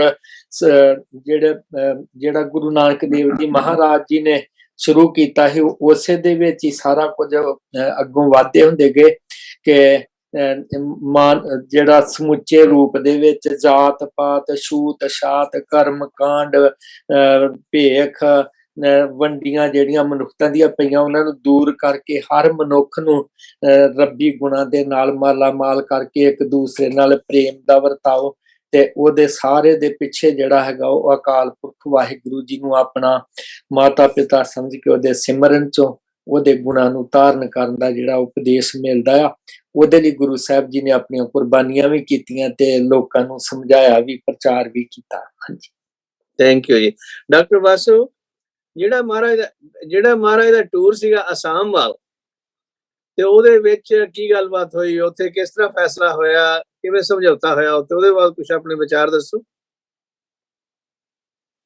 ਜੀ ਰਾਜਾ ਰਾਮ ਸਿੰਘ ਜਿਹੜਾ ਉਹ ਗੁਰੂ ਤੇਗ ਬਹਾਦਰ ਸਾਹਿਬ ਜੀ ਪ੍ਰਤੀ ਸ਼ਰਧਾ ਰੱਖਦਾ ਸੀ, ਤੇ ਜਦੋਂ ਔਰੰਗਜ਼ੇਬ ਨੇ ਰਾਜਾ ਰਾਮ ਸਿੰਘ ਨੂੰ ਆਪਣੀਆਂ ਅੱਖਾਂ ਤੋਂ ਓਹਲੇ ਕਰਨਾ ਚਾਹੁੰਦਾ ਸੀ, ਔਰੰਗਜ਼ੇਬ ਉਹ ਚਾਹੁੰਦਾ ਸੀ ਕਿ ਉਹਨਾਂ ਨੇ ਅਸਾਮ ਵੱਲ ਘੱਲ ਦਿੱਤਾ, ਬਈ ਜੇ ਤਾਂ ਅਸਾਮੀਆਂ ਦੇ ਨਾਲ ਜੰਗ ਜਿੱਤ ਗਿਆ ਤੇ ਅਸਾਮ ਮੇਰੇ ਕੋਲ ਆ ਜਾਊਗਾ, ਤੇ ਜੇ ਇਹ ਮਰ ਗਿਆ ਤੇ ਉਹ ਇਤੋਂ ਖੱਲਾ ਖਹਿੜਾ ਛਡਾਉਣਾ ਚਾਹੁੰਦਾ ਸੀ ਔਰੰਗਜ਼ੇਬ। ਇਸ ਕਰਕੇ ਰਾਜਾ ਰਾਮ ਸਿੰਘ ਨੂੰ ਉਸਨੇ ਭੇਜਿਆ ਸੀ। ਰਾਜਾ ਰਾਮ ਸਿੰਘ ਕਿਉਂਕਿ ਗੁਰੂ ਪ੍ਰਤੀ ਸ਼ਰਧਾ ਰੱਖਦਾ ਸੀ, ਉਹਨੇ ਗੁਰੂ ਸਾਹਿਬ ਨਾਲ ਕੰਟੈਕਟ ਕੀਤਾ। ਉਹਨੇ ਕਿਹਾ ਮੇਰੀ ਤੁਸੀਂ ਮਦਦ ਕਰੋ, ਕਿਉਂਕਿ ਉੱਥੇ ਜਿਹੜੇ ਕੁਝ ਵਹਿਮ ਭਰਮ ਵੀ ਬੜੇ ਸਨ ਲੋਕਾਂ ਦੇ ਅੰਦਰ, ਕੁਝ ਫੌਜੀਆਂ ਦੇ ਅੰਦਰ ਵੀ ਬੜੇ ਵਹਿਮ ਭਰਮ ਸਨ। ਉਹ ਧਰਤੀ ਏਦਾਂ ਦੀ ਸੀ, ਕਾਮਰੂਪ ਦੀ ਧਰਤੀ ਸੀ ਜਿੱਥੇ ਗੁਰੂ ਸਾਹਿਬ ਗਏ ਸਨ। ਔਰ ਗੁਰੂ ਸਾਹਿਬ ਉਹਦੇ ਨਾਲ ਗਏ ਔਰ ਬੜਾ ਉਤਸ਼ਾਹ ਵਧਿਆ। ਪਰ ਗੁਰੂ ਸਾਹਿਬ ਨੇ ਜਦੋਂ ਲੜਾਈ ਹੋਣ ਲੱਗੀ ਦੋਨੇ ਪਾਸੇ, ਉਸ ਵੇਲੇ ਗੁਰੂ ਸਾਹਿਬ ਨੇ ਕਿਹਾ ਵੀ ਇਹ ਤਾਂ ਬਹੁਤ ਬਲੱਡ ਸ਼ੈਡ ਹੋ ਜਾਏਗਾ। ਇਸ ਕਰਕੇ ਉਹਨਾਂ ਅਸਾਮ ਦੇ ਰਾਜੇ ਨੂੰ ਕਿਹਾ ਵੀ ਚਲੋ, ਇਹ ਰਾਜਾ ਰਾਮ ਸਿੰਘ ਨੂੰ ਕਿਹਾ ਵੀ ਤੂੰ ਉਹਦੀ ਜਿਹੜੀ ਜਗ੍ਹਾ ਰਾਜਾ ਰਾਮ ਸਿੰਘ ਉੱਥੇ ਆਪਣੀ ਰਹਿਣ ਦਿਓ, ਤੁਸੀਂ ਕਬਜ਼ਾ ਕਰਨ ਦਾ ਯਤਨ ਨਾ ਕਰੋ, ਐਜ਼ ਇਟ ਇਜ਼ ਤੁਸੀਂ ਰਹੋ। ਉੱਥੇ ਉਹਨਾਂ ਦਾ ਸਮਝੌਤਾ ਕਰਾਤਾ ਔਰ ਉਹ ਬਲੱਡ ਸ਼ੈਡ ਸਾਡਾ ਬਚ ਗਿਆ। ਫਿਰ ਦੋਨਾਂ ਫੌਜਾਂ ਨੇ ਉੱਥੇ ਮਿੱਟੀ ਲਿਆਂਦੀ, ਕੋਈ ਮਿੱਟੀ ਲਿਆ ਕੇ ਇੱਕ ਬਹੁਤ ਵੱਡਾ ਥੜਾ ਜਿਹਾ ਉਸਾਰਿਆ, ਤੇ ਉੱਥੇ ਧੂਬੜੀ ਸਾਹਿਬ ਦਾ ਨਾਮ ਜਿਹੜਾ ਮਸ਼ਹੂਰ ਹੈ, ਉੱਥੇ ਧੂਬੜੀ ਸਾਹਿਬ ਗੁਰਦੁਆਰਾ ਬਣਿਆ। ਔਰ ਗੁਰੂ ਤੇਗ ਬਹਾਦਰ ਸਾਹਿਬ ਜੀ ਉਸ ਗੁਰਦੁਆਰੇ 'ਚ ਬੈਠ ਕੇ ਆਪ ਕੀਰਤਨ ਕਰਦੇ ਔਰ ਉਪਦੇਸ਼ ਕਰਦੇ ਸਨ। ਏਦਾਂ ਗੁਰੂ ਤੇਗ ਬਹਾਦਰ ਸਾਹਿਬ ਦੀ ਜਿਹੜੀ ਫਿਲਾਸਫੀ ਹੈ ਉਹ ਹੈ ਮਨੁੱਖਤਾ ਲਈ ਅਮਨ ਔਰ ਸ਼ਾਂਤੀ ਦੀ, ਔਰ ਮਨੁੱਖਤਾ ਦੀ ਸੁਰੱਖਿਆ ਦੀ। ਔਰ ਇਸ ਤਰ੍ਹਾਂ ਉਹਨਾਂ ਨੇ ਜੰਗ ਦਾ ਵਿਰੋਧ ਕਰਕੇ ਇੱਕ ਲੋਕਾਂ ਨੂੰ ਮੈਸੇਜ ਦਿੱਤਾ ਬਈ ਤੁਸੀਂ ਇੱਕ ਦੂਜੇ ਦੀਆਂ ਧਰਤੀਆਂ ਲਈ ਨਾ ਲੜੋ। ਆ ਜਿੰਨੇ ਬਾਰਡਰ ਬਣਾਏ ਨੇ ਇਹ ਗੁਰੂ ਤੇਗ ਬਹਾਦਰ ਸਾਹਿਬ ਜੀ ਦੀ, ਮੈਂ ਤੇ ਸਮਝਣਾ ਕਿ ਮਨੁੱਖਤਾ ਦੀ ਹੀਨਤਾ ਹੈ ਕਿ ਬਾਰਡਰ ਬਣਾਏ ਗਏ, ਕਿਉਂਕਿ ਪੋਲੀਟੀਕਲ ਲੋਕਾਂ ਨੇ ਆਪ ਲੁੱਟਣਾ ਹੁੰਦਾ, ਲੋਕਾਂ ਨੇ ਉਹਨਾਂ ਨੇ ਸਰਹੱਦਾਂ ਬਣਾ ਲਈਆਂ ਨੇ, ਅਲੱਗ-ਅਲੱਗ ਦੇਸ਼ਾਂ ਦੇ ਨਾਮ ਰੱਖ ਦਿੱਤੇ ਨੇ। ਔਰ ਮਨੁੱਖਤਾ ਜਿਹੜੀ ਹੈ ਵੈਰ ਵਿਰੋਧ ਦੇ ਵਿੱਚ ਰੁਲ ਰਹੀ ਹੈ। ਮਨੁੱਖਤਾ ਕਿਸੇ ਸਰਬ ਸਾਂਝੇ ਗੁਰੂ ਦੀ ਭਾਲ ਵਿੱਚ ਹੈ, ਤੇ ਉਹ ਸਰਬ ਸਾਂਝਾ ਗੁਰੂ ਤੇਗ ਬਹਾਦਰ ਹੈ, ਜਿਸ ਨੇ ਧਰਮ ਲਈ ਆਪਣੀ ਧਾਰਮਿਕ ਆਜ਼ਾਦੀ ਨੂੰ ਚੰਗਾ ਸਮਝਿਆ, ਆਪਣੀ ਜਾਨ ਨਾਲੋਂ ਵੀ ਆਪਣੀ ਜਾਨ ਨੂੰ ਸਸਤਾ ਜਾਣ ਕੇ ਉਹਨਾਂ ਨੇ ਕੁਰਬਾਨੀ ਦਿੱਤੀ। ਇਹ ਮਨੁੱਖਤਾ, ਪਰ ਗੱਲ ਇਹ ਹੈ ਕਿ ਮਨੁੱਖਤਾ ਦਾ ਜਿਹੜਾ ਐਨੀਮਲ ਹੈ, ਅੰਦਰਲਾ ਜਾਨਵਰ ਹੈ ਮਨੁੱਖਾਂ ਦੇ ਅੰਦਰ, ਉਹਦੀ ਵੀ ਇਤਨੀ ਬੜੀ ਤੇਜ਼ੀ ਹੈ ਔਰ ਮਾਇਆ ਦਾ ਵੀ ਬੜਾ ਪ੍ਰਭਾਵ ਹੈ। ਵੱਡੇ ਵੱਡੇ ਬੰਦੇ ਜਿਹੜੇ ਨੇ ਉਹ ਹਉਮੈ ਜਾ ਕੇ ਤੇ ਆਪਣਾ ਜੀਵਨ ਜਿਹੜਾ ਗਵਾ ਜਾਂਦੇ ਨੇ, ਤੇ ਕਈ ਤਰ੍ਹਾਂ ਦੇ ਲੋਕ ਸੇਵਾ ਦੇ ਪਰਦੇ ਪਾ ਕੇ ਤੇ ਸੇਵਾ ਕਰਨ ਦਾ ਯਤਨ ਕਰਦੇ ਨੇ। ਪਰ ਇਹ ਜਿਹੜੀ ਗੱਲ ਹੈ ਗੁਰੂ ਤੇਗ ਬਹਾਦਰ ਨੇ ਜੋ ਦਿੱਤਾ ਸਿਆ ਕਿ ਅਸਲੀ ਮਨੁੱਖ ਉਹ ਹੈ ਕਿ ਦੂਜੇ ਲਈ ਜਾਨ ਵਾਰ ਸਕਦਾ। ਜਦ ਤੱਕ ਤੁਸੀਂ ਦੂਜੇ ਲਈ ਜਾਨ ਨਹੀਂ ਵਾਰਦੇ ਤਦ ਤੱਕ ਇਹ ਮਨੁੱਖਤਾ ਜਿਹੜੀ ਹੈ ਉਹ ਸੁਖਮਈ ਸ਼ਾਂਤੀ ਦਾ ਮਾਹੌਲ ਨਹੀਂ ਬਣ ਸਕਦਾ। Thank you doctor Vasu. ਆਪਣੇ ਜਿਹੜਾ ਰਾਜਾ ਰਤਨ ਰਾਏ ਸੀਗਾ, ਭਾਈ ਮਨਦੀਪ ਸਿੰਘ, ਜਿਹੜਾ ਰਾਜਾ ਰਤਨ ਰਾਏ ਆਇਆ ਸੀ 10ਵੇਂ ਪਾਤਸ਼ਾਹ ਮੌਕੇ ਦਰਸ਼ਨ ਕਰਨ ਦੇ ਲਈ ਅਨੰਦਪੁਰ ਸਾਹਿਬ ਆਇਆ ਸੀ, ਕਈ ਸ਼ਸਤਰ ਵਗੈਰਾ ਪ੍ਰਸਾਦੀ ਹਾਥੀ ਲੈ ਕੇ ਆਇਆ ਸੀਗਾ, ਉਹ ਇਹਨਾਂ ਦੇ ਵਿੱਚੋਂ ਹੀ ਸੀ ਇਹ ਜਿਹੜੇ ਜਿੱਥੇ ਸਮਝੌਤਾ ਜਿਹੜਾ ਅਸਾਮ ਦਾ ਜਿਹੜਾ ਰਾਜਾ ਸਿੰਘ ਦਾ ਹੀ ਮੁੰਡਾ ਸੀ ਜੀ, ਉਹ ਮੇਰਾ ਖਿਆਲ ਹੈ ਰਾਮ ਸਿੰਘ ਦਾ ਮੁੰਡਾ, ਉਹਦਾ ਨਾਮ ਰਾਜਾ ਇੱਕ ਬੰਦਾ। ਹਾਂਜੀ, ਰਾਜਾ ਰਾਮ ਰਾਏ ਜਿਹੜਾ ਸੀ ਨਾਲ ਹੀ ਜਨਮ ਹੋਇਆ ਸੀ ਗੁਰੂ ਦੇਵ ਜੀ ਦਾ। ਡਾਕਟਰ ਵਾਸੂ ਮਨਦੀਪ ਸਿੰਘ ਹੁਣੀ ਗੱਲ ਕਰ ਰਹੇ ਨੇ, ਉਹਨਾਂ ਦੀ ਗੱਲ ਡਾਕਟਰ ਵਾਸੂ ਨੂੰ ਕਰ ਲੈਣਾ, ਉਹ ਜ਼ਿਆਦਾ ਮੇਰੇ ਖਿਆਲ ਨਾਲ ਆਈ ਥਿੰਕ ਇਹਦੇ ਵਾਸਤੇ ਜਾਣਦੇ। ਡਾਕਟਰ ਵਾਸੂ ਨੂੰ ਲੈਕਮਤ ਦਿੱਤਾ ਜਾਵੇ। ਚਲੋ ਦੱਸੋ ਫਿਰ ਤੁਸੀਂ। ਰਾਜਾ ਮੇਰਾ ਖਿਆਲ ਹੈ ਕਿ ਰਾਜਾ ਰਾਮ ਸਿੰਘ ਜੀ ਦਾ ਲੜਕਾ ਸੀ ਰਤਨ ਚੰਦ ਜਿਹੜਾ ਵੀ ਹੈ, ਉਹਦਾ ਜਨਮ ਵੀ ਗੁਰੂ ਸਾਹਿਬ ਦੇ ਆਸ਼ੀਰਵਾਦ ਨਾਲ ਹੋਇਆ ਸੀ। ਇਸੇ ਕਰਕੇ ਉਹ ਜਿਹੜਾ ਰਾਜਾ ਰਤਨ ਚੰਦ ਹੈ ਉਹ ਗੁਰੂ ਸਾਹਿਬ ਦੇ ਕੋਲ ਜਾਂਦਾ ਹੈ ਬਕਾਇਦਾ ਦਰਸ਼ਨ ਕਰਨ ਲਈ। ਤੋ ਇਹ ਸਾਰਾ ਇਹ ਪਿਛੋਕੜ ਜਿਹੜਾ ਹੈ ਉਹ ਗੁਰੂ ਪ੍ਰਤੀ ਸ਼ਰਧਾ ਦਾ ਹੈ ਰਾਜਾ ਰਾਮ ਸਿੰਘ ਵਿੱਚ, ਤੇ ਅੱਗੋਂ ਰਾਜਾ ਰਤਨ ਚੰਦ ਦੇ ਅੰਦਰ। ਡਾਕਟਰ ਵਾਸੂ ਜਿਹੜਾ ਰਤਨ ਰਾਏ ਸੀਗਾ, ਰਤਨ ਚੰਦ, ਉਹ ਤਾਂ ਅਸਾਮੀ ਰਾਜੇ ਦਾ ਪੁੱਤਰ ਸੀ, ਰਾਮ ਸਿੰਘ ਦਾ ਨਹੀਂ। ਰਾਮ ਰਾਏ ਸੀ ਉਹਦਾ ਨਾਮ, ਮੇਰੇ ਖਿਆਲ ਨਾਲ ਰਾਜਾ ਰਾਮ ਰਾਏ ਸੀ ਸ਼ਾਇਦ, ਅਸਾਮ ਵਾਲਾ ਜਿਹੜਾ ਰਾਜਾ ਸੀ ਉਹਦਾ ਨਾਮ। ਉਹਦਾ ਪੁੱਤਰ ਸੀ ਉਹ ਅਸਾਮ। ਤੇ ਚੱਕਰ ਹਾਂਜੀ, ਚੱਕਰ ਅਸਾਮ ਵਾਲੇ ਸੀ, ਜਿਹਦੇ ਨਾਲ ਲੜਾਈ ਹੋਈ ਸੀ ਉਹਦਾ ਨਾਂ ਚੱਕਰ ਧਵਜ ਸੀ। ਚੱਕਰ ਧਵਜ। ਰਾਜਾ ਰਾਮ ਸਿੰਘ ਦੀ ਲੜਾਈ ਚੱਕਰ ਧਵਜ ਰਾਜੇ ਨਾਲ ਹੋਈ ਹਾਂਜੀ, ਸੀ। ਔਰ ਤੇ ਉਹਦਾ ਰਾਜਾ ਪੁੱਤ- ਰਾਮ ਸੈਨ ਦਾ ਲੜਕਾ ਰਤਨ ਚੰਦ ਸੀ, ਜਿਹੜਾ ਕਿ ਗੁਰੂ ਸਾਹਿਬ ਦੇ ਦਰਬਾਰ ਚ ਆਇਆ, ਕਿਉਂਕਿ ਉਹਦਾ ਜਨਮ ਜਿਹੜਾ ਗੁਰੂ ਸਾਹਿਬ ਦੇ ਆਸ਼ੀਰਵਾਦ ਨਾਲ ਹੋਇਆ ਸੀ। ਠੀਕ ਹੈ ਜੀ। ਅੱਛਾ, ਤੇ ਡਾਕਟਰ ਕੁਲਵਿੰਦਰ ਸਿੰਘ ਉਹਨਾਂ ਨੂੰ ਵੀ ਸਾਹਮਣੇ ਗਿਆਨੀ ਹੈ ਜੀ, ਗਿਆਨੀ ਡਾਕਟਰ ਸੁੱਚਾ ਸਿੰਘ, ਕੁਲਵਿੰਦਰ ਤੁਸੀਂ ਇਹਦੇ ਬਾਰੇ ਵਿਚਾਰ ਦੱਸੋ, ਜਿਹੜਾ ਐਪੀਸੋਡ ਹੁਣ ਮੈਂ- ਕਸ਼ਮੀਰ ਤੋਂ ਪੰਡਤ ਆਉਂਦੇ ਨੇ ਆਪਣੇ ਗੁਰੂ ਮੇਰੀ ਸਾਹਿਬ ਕੋਲ। ਮੇਰੀ ਉਹਨਾਂ ਦੀ ਹਾਜ਼ਰੀ ਲਵਾ ਡਾਕਟਰ ਮੇਰੀ ਹਿਸਟਰੀ ਬਾਰੇ ਇੰਨੀ ਨੌਲੇਜ ਨਹੀਂ ਹੈਗੀ ਐਕਚੁਅਲੀ, ਹਾਂਜੀ, ਤੇ ਮੈਂ ਤਾਂ ਤੁਹਾਡੀਆਂ ਗੱਲਾਂ ਸੁਣ ਕੇ ਉਹਦਾ ਥੋੜਾ ਬਹੁਤਾ ਵਿਚਾਰ ਦੇਣਾ ਹੁੰਦਾ ਹੈ। ਤੇ ਆਪ ਜੀ ਨੇ ਡਾਕਟਰ ਸਾਹਿਬ ਮੈਨੂੰ ਕਿਹਾ, ਤੁਸੀਂ ਆਪ ਜੀ ਨੇ? ਨਹੀਂ, ਮੈਂ ਗਿਆਨੀ ਸੁੱਚਾ ਸਿੰਘ ਨੂੰ ਕਹਿ ਰਿਹਾ ਸੀ, ਜਿਹੜਾ ਹਾਂ, ਹਾਂਜੀ, ਕਿਰਪਾਦਾਸ ਦੀ ਵਿਜ਼ਿਟ ਜਿਹੜੀ ਹੈ ਤੇ ਉਹਦਾ ਕੇਸ ਲੈਂਦੇ ਹੈਗੇ ਮਹਾਰਾਜ ਗਾਂ ਸ਼ਹੀਦੀ ਦੇ ਲਈ, ਉਹਦੇ ਬਾਰੇ ਕੁਝ ਵਿਚਾਰ ਦੱਸੋ। ਹਾਂਜੀ, ਉਹਦੇ ਬਾਰੇ ਇਹੋ ਹੀ ਆ ਜੀ ਕਿ ਕਸ਼ਮੀਰ ਦੇ ਪੰਡਤ ਜਦੋਂ ਉਹਨਾਂ ਦੇ ਉੱਪਰ ਜ਼ੁਲਮ ਹੋ ਰਿਹਾ, ਉਹਨਾਂ ਦਾ ਧਰਮ ਜਿਹੜਾ ਬਰਬਾਦ ਕਰਨ ਦੀ ਕੋਸ਼ਿਸ਼ ਕੀਤੀ ਜਾ ਰਹੀ ਹੈ, ਤੇ ਉਸ ਵੇਲੇ ਉਹ ਫਰਿਆਦ ਲੈ ਕੇ ਆਉਂਦੇ ਆ। ਤੇ ਜਿਹੜੀ ਇੱਕ ਜਿਹੜਾ ਇਤਿਹਾਸ ਇਹ ਵੀ ਦੱਸਦੇ ਆ ਕਿ ਇਹ ਜਿਹੜਾ ਕਿਰਪਾ ਰਾਮ ਪੰਡਤ ਸੀ, ਉਹ ਪਹਿਲਾਂ ਵੀ ਗੁਰੂ ਮਹਾਰਾਜ ਦੇ ਕੋਲ ਆਉਂਦਾ ਜਾਂਦਾ ਹੁੰਦਾ ਸੀਗਾ। ਤੇ ਇਧਰੋਂ ਜਦੋਂ ਉਹ ਕਸ਼ਮੀਰ ਤੋਂ ਇੱਧਰ ਪ੍ਰਯਾਗ ਇਲਾਹਾਬਾਦ ਵਾਲੇ ਇਸ ਪਾਸੇ ਦੇ ਸਥਾਨਾਂ ਤੇ ਜਾਂਦਾ ਸੀ, ਤੇ ਰਸਤੇ ਵਿੱਚ ਪੰਜਾਬ ਦੇ ਵਿੱਚ ਰੁਕ ਕੇ ਗੁਰੂ ਮਹਾਰਾਜ ਦੇ ਦਰਸ਼ਨ ਕਰਕੇ ਜਾਂਦਾ ਹੁੰਦਾ ਸੀ। ਇਸ ਤਰ੍ਹਾਂ ਵੀ ਇਤਿਹਾਸ ਇੱਕ ਹੈਗਾ ਜੀ। ਸੋ ਹੁਣ ਇਸ ਵੇਲੇ ਜਿਸ ਵੇਲੇ ਭਾਰੀ ਪੈਂਦੀ ਹੈ, ਤੇ ਉਹ ਫਿਰ ਜਿਹੜਾ ਜਥੇਦਾਰ ਬਣ ਕੇ ਜਾਂ ਮੋਹਤਵਾਰ ਬਣ ਕੇ ਬਾਕੀ ਪੰਡਤਾਂ ਨੂੰ ਨਾਲ ਲੈ ਕੇ ਆਉਂਦਾ ਗੁਰੂ ਮਹਾਰਾਜ ਦੇ ਕੋਲ। ਤੇ ਇੱਥੇ ਜਿਹੜਾ ਗੁਰੂ ਮਹਾਰਾਜ ਨੂੰ ਸਾਰੀ ਆਪਣੀ ਵਿਥਿਆ ਦੱਸਦਾ ਕਿ ਸਾਡਾ ਧਰਮ ਜਿਹੜਾ ਖਤਰੇ ਦੇ ਵਿੱਚ ਹੈ, ਤੇ ਸਾਡੀ ਕੋਈ ਮਦਦ ਕੀਤੀ ਜਾਵੇ। ਤੇ ਗੁਰੂ ਮਹਾਰਾਜ ਜਿਹੜਾ ਸਿਰਫ ਇਹ ਦੇਖਦੇ ਆ ਕਿ ਹਰ ਇੱਕ ਇਨਸਾਨ ਨੂੰ ਆਪਣੇ ਧਰਮ ਦੇ ਅਨੁਸਾਰ ਜਿਉਣ ਦਾ ਹੱਕ ਹੋਣਾ ਚਾਹੀਦਾ ਹੈ। ਇਸ ਵਾਸਤੇ ਗੁਰੂ ਮਹਾਰਾਜ ਜੀ ਜਾਂਦੇ ਆ। ਤੇ ਦੇਖੋ, ਪਹਿਲਾਂ ਗੁਰੂ ਨਾਨਕ ਪਾਤਸ਼ਾਹ ਜੀ ਇਸੇ ਜਨੇਊ ਨੂੰ ਪਾਉਣ ਤੋਂ ਇਨਕਾਰ ਕਰਦੇ ਆ। ਇੱਥੇ 9ਵੇਂ ਪਾਤਸ਼ਾਹ ਜਿਹੜਾ ਸਿਰਫ ਤੇ ਸਿਰਫ ਉਹਨਾਂ ਦਾ ਧਰਮ ਨੂੰ ਸਪਰੈਸ ਕੀਤਾ ਜਾ ਰਿਹਾ, ਇਸ ਵਾਸਤੇ ਗੁਰੂ ਮਹਾਰਾਜ ਜੀ ਉਹਨਾਂ ਦੀ ਮਦਦ ਦੇ ਵਾਸਤੇ ਅਗਾਹ ਆਉਂਦੇ ਆ। ਤੇ ਖੈਰ, ਉਹ ਜਿਹੜੀਆਂ ਕਹਾਣੀਆਂ ਜਿਹੜੀਆਂ ਰੌਚਕ ਜੀਆਂ ਬਣਾ ਕੇ ਕਈ ਵਾਰੀ ਲਿਖੀਆਂ ਜਾਂਦੀਆਂ ਇਤਿਹਾਸ ਦੇ ਵਿੱਚ, ਤੇ ਉਹ ਤਾਂ ਲਿਖਣੇ ਵਾਲੇ ਨੇ ਕਰਨਾ ਹੀ ਹੁੰਦਾ। ਜਿਹੜੀ ਮਤਲਬ ਸਿੰਪਲ ਜੀ ਗੱਲ ਇਹ ਹੈ ਕਿ ਜੇਕਰ ਗੁਰੂ ਮਹਾਰਾਜ ਦੇ ਅੱਗੇ ਉਹ ਫਰਿਆਦੀ ਆਉਂਦੇ ਆ, ਤੇ ਹੁਣ ਇਹੋ ਹੀ ਹੁੰਦਾ ਕਿ ਜਿਸ ਤਰ੍ਹਾਂ ਪੰਡਤ ਕਿਰਪਾ ਰਾਮ ਜਿਹੜਾ ਉਸ ਵੇਲੇ ਦਾ ਸਿਆਣਾ ਪੰਡਤਾਂ ਦੇ ਵਿੱਚੋਂ ਸੀ, ਮੋਹਤਵਾਰ ਸੀ, ਹੋਰ ਵੀ ਮੋਹਤਵਾਰ ਸੱਜਣਾ ਨੂੰ ਲੈ ਕੇ ਆਉਂਦਾ। ਗੁਰੂ ਮਹਾਰਾਜ ਦੇ ਕੋਲ ਆਉਣ ਦਾ ਕਾਰਨ ਹੈ ਕਿ ਜੇਕਰ ਗੁਰੂ ਮਹਾਰਾਜ ਵੀ ਸਾਡੇ ਨਾਲ ਚੱਲਦੇ ਆ, ਤੇ ਇੱਕ ਹੋਰ ਭਲੀ ਆਤਮਾ, ਗੁਰੂ ਨਾਨਕ ਦੇ ਦਰਬਾਰ ਦੀ ਆਤਮਾ ਸਾਡੇ ਨਾਲ ਚੱਲੇਗੀ, ਤਾਂ ਸਾਡਾ ਹੋਰ ਵੀ ਵਜ਼ਨ ਬਣ ਜਾਊਗਾ। ਇਸ ਵਾਸਤੇ ਜਾਂਦੇ ਆ। ਤੇ ਉੱਥੇ ਜਿਹੜਾ ਜਾਂਦੇ, ਲੇਕਿਨ ਗੁਰੂ ਮਹਾਰਾਜ ਨੂੰ ਇਹ ਪਤਾ ਹੈ, ਜਾਂ ਇਉਂ ਕਹਿ ਲਈਏ ਕਿ ਉਹਨਾਂ ਨੂੰ ਕਾਫੀ ਹੱਦ ਤੱਕ ਇਹ ਸ਼ੰਕਾ ਹੋਏਗਾ ਕਿ ਜਿਹੜਾ ਔਰੰਗਜ਼ੇਬ ਦੇ ਸੁਭਾਅ ਤੋਂ ਜਾਣਦੇ ਆ, ਕਿਉਂਕਿ ਔਰੰਗਜ਼ੇਬ ਨੇ ਪਿਤਾ ਨੂੰ, ਭਰਾਵਾਂ ਨੂੰ, ਭੈਣਾਂ ਨੂੰ, ਸਾਰਿਆਂ ਨੂੰ, ਕਈਆਂ ਨੂੰ ਕਤਲ ਕਰ, ਕਈਆਂ ਨੂੰ ਜੇਲ੍ਹਾਂ ਵਿੱਚ ਸੁੱਟ ਕੇ, ਤੇ ਉਹ ਜਿਹੜਾ ਰਾਜ ਉਹਨੇ ਹਾਸਲ ਕੀਤਾ, ਤੇ ਉਹ ਆਸਾਨੀ ਦੇ ਨਾਲ ਮੰਨਣੇ ਵਾਲਾ ਤੇ ਹੋਣਾ ਨਹੀਂ। ਤੇ ਹੋ ਸਕਦਾ ਉੱਥੇ ਜਾ ਕੇ ਸ਼ਹੀਦੀ ਹੋ ਜਾਵੇ। ਇਸ ਵਾਸਤੇ 9ਵੇਂ ਪਾਤਸ਼ਾਹ ਹੀ 10ਵੇਂ ਪਾਤਸ਼ਾਹ ਨੂੰ ਉਸ ਵੇਲੇ ਤਿਆਰ ਕਰਕੇ ਚਲੇ ਗਏ ਆ ਕਿ ਭਾਈ ਇਹਦੇ ਵਾਸਤੇ ਹਾਲਾਤ ਜਿਹੜੇ ਵਿਗੜ ਸਕਦੇ ਆ, ਉਹਦੇ ਵਾਸਤੇ ਤਿਆਰੀ ਕਰਵਾ ਗਏ ਆ। ਤੇ ਉੱਥੇ ਜਾ ਕੇ ਜਿਹੜਾ ਆ ਜਿਸ ਵੇਲੇ ਚਲੇ ਜਾਂਦੇ ਔਰੰਗਜ਼ੇਬ ਦੇ ਕੋਲ, ਦਿੱਲੀ ਪਹੁੰਚਦੇ ਆ, ਤੇ ਉੱਥੇ ਜਾ ਕੇ ਜਿਹੜੀ ਸਾਰੀ ਅਗਾਂਹ ਘਟਨਾਕ੍ਰਮ ਹੁੰਦਾ ਹੈ, ਸਿੰਘਾਂ ਨੂੰ ਸ਼ਹੀਦ ਕੀਤਾ ਜਾਂਦਾ, ਉਹਨਾਂ ਦਾ ਜਿਹੜਾ ਈਮਾਨ ਦੁਲਾਉਣ ਦੀ ਕੋਸ਼ਿਸ਼ ਕੀਤੀ ਜਾਂਦੀ ਹੈ ਵੀ ਇਹਦੇ ਸਾਹਮਣੇ ਇਹਦੇ ਸਿੰਘਾਂ ਨੂੰ ਕਤਲ ਕਰੋ ਕੱਲਾ ਕੱਲਾ ਕਰਕੇ, ਉਹਦੇ ਨਾਲ ਨਹੀਂ ਹੁੰਦਾ। ਤੇ ਫਿਰ ਜਿਹੜਾ ਅੰਤ ਤੇ ਜਿਹੜਾ ਗੁਰੂ ਮਹਾਰਾਜ ਜੀ ਨੂੰ ਜਿਹੜਾ ਸ਼ਹੀਦ ਕੀਤਾ ਜਾਂਦਾ। ਥੈਂਕ ਯੂ ਜੀ, ਥੈਂਕ ਯੂ। ਤੇ ਜਗਦੀਸ਼ ਸਿੰਘ, ਤੁਸੀਂ ਕਹਿੰਦੇ ਸੀਗੇ ਕਿ ਮਹਾਰਾਜ ਜਦੋਂ ਸ਼ਹੀਦ ਕਰ ਦਿੱਤਾ ਜਾਂਦਾ, ਉਹਨਾਂ ਦਾ ਜਿਹੜਾ ਸੀਸ ਹੈ ਭਾਈ ਜੈਤਾ ਲੈ ਕੇ ਆਉਂਦੇ ਨੇ ਆਪਣੇ ਗੁਰੂ ਗੋਬਿੰਦ ਸਿੰਘ ਸਾਹਿਬ ਕੋਲੇ, ਤੇ ਉਹ ਭਾਈ ਜੈਤਾ ਜਿਹੜੇ ਉਹ ਸਤਨਾਮੀ कम्युनिटी ਦੇ ਮੈਂਬਰ ਸੀ।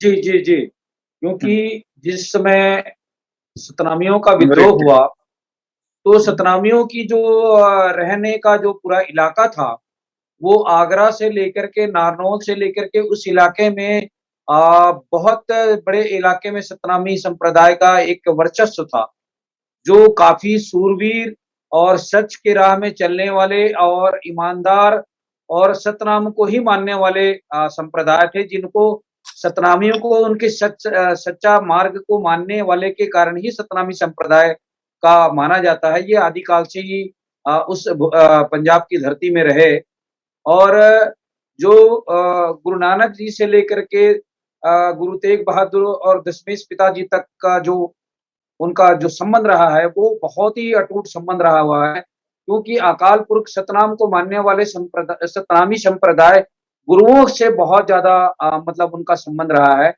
चाहे वो गुरु नानक जी के कार्यकाल से लेकर हो चाहे तेग बहादुर। लेकिन इसकी जो जानकारी स्पष्ट इतिहास में हुई वो गुरु तेग बहादुर और गुरु गोविंद सिंह जी के साथ में हुआ, क्योंकि थैंक यू। औरंगजेब, मैं 1 मिनट और लेना चाहूंगा हाँ जी। कि औरंगजेब सतनामियों को पूरी तरीके से नेस्तनाबूद करना चाहता था और सतनामियों से कई बार वो परास्त हुआ था। तो सबसे ज्यादा दुश्मन ये मानता था अपने आप को कि इस सतनामी को कहीं भी छत्तीसगढ़ में भी जो राजा महाराजा थे उनको भी शरण देने के लिए उन्होंने मना किया था कि पर जो जगदीश सतनामी जी, दिखे उनको कत्लेआम किया जाए। जी जगदीश जी, मेरा सवाल ये है कि भाई जेड़ा भाई जैता सी वाज ये सतनामी, वो सतनामी सी कि नहीं? भाई जी, जैता सतनामी साहब वो भाई सतनामी थे, तभी तो उनको गुरु के बेटे रंगरेटे उनको कहा गया है। और इस बात को आज सतनामी भी जो पढ़े लिखे लोग हैं वो मानते हैं कि ये शब्द सतनामियों के ऊपर उद्गित किया गया था।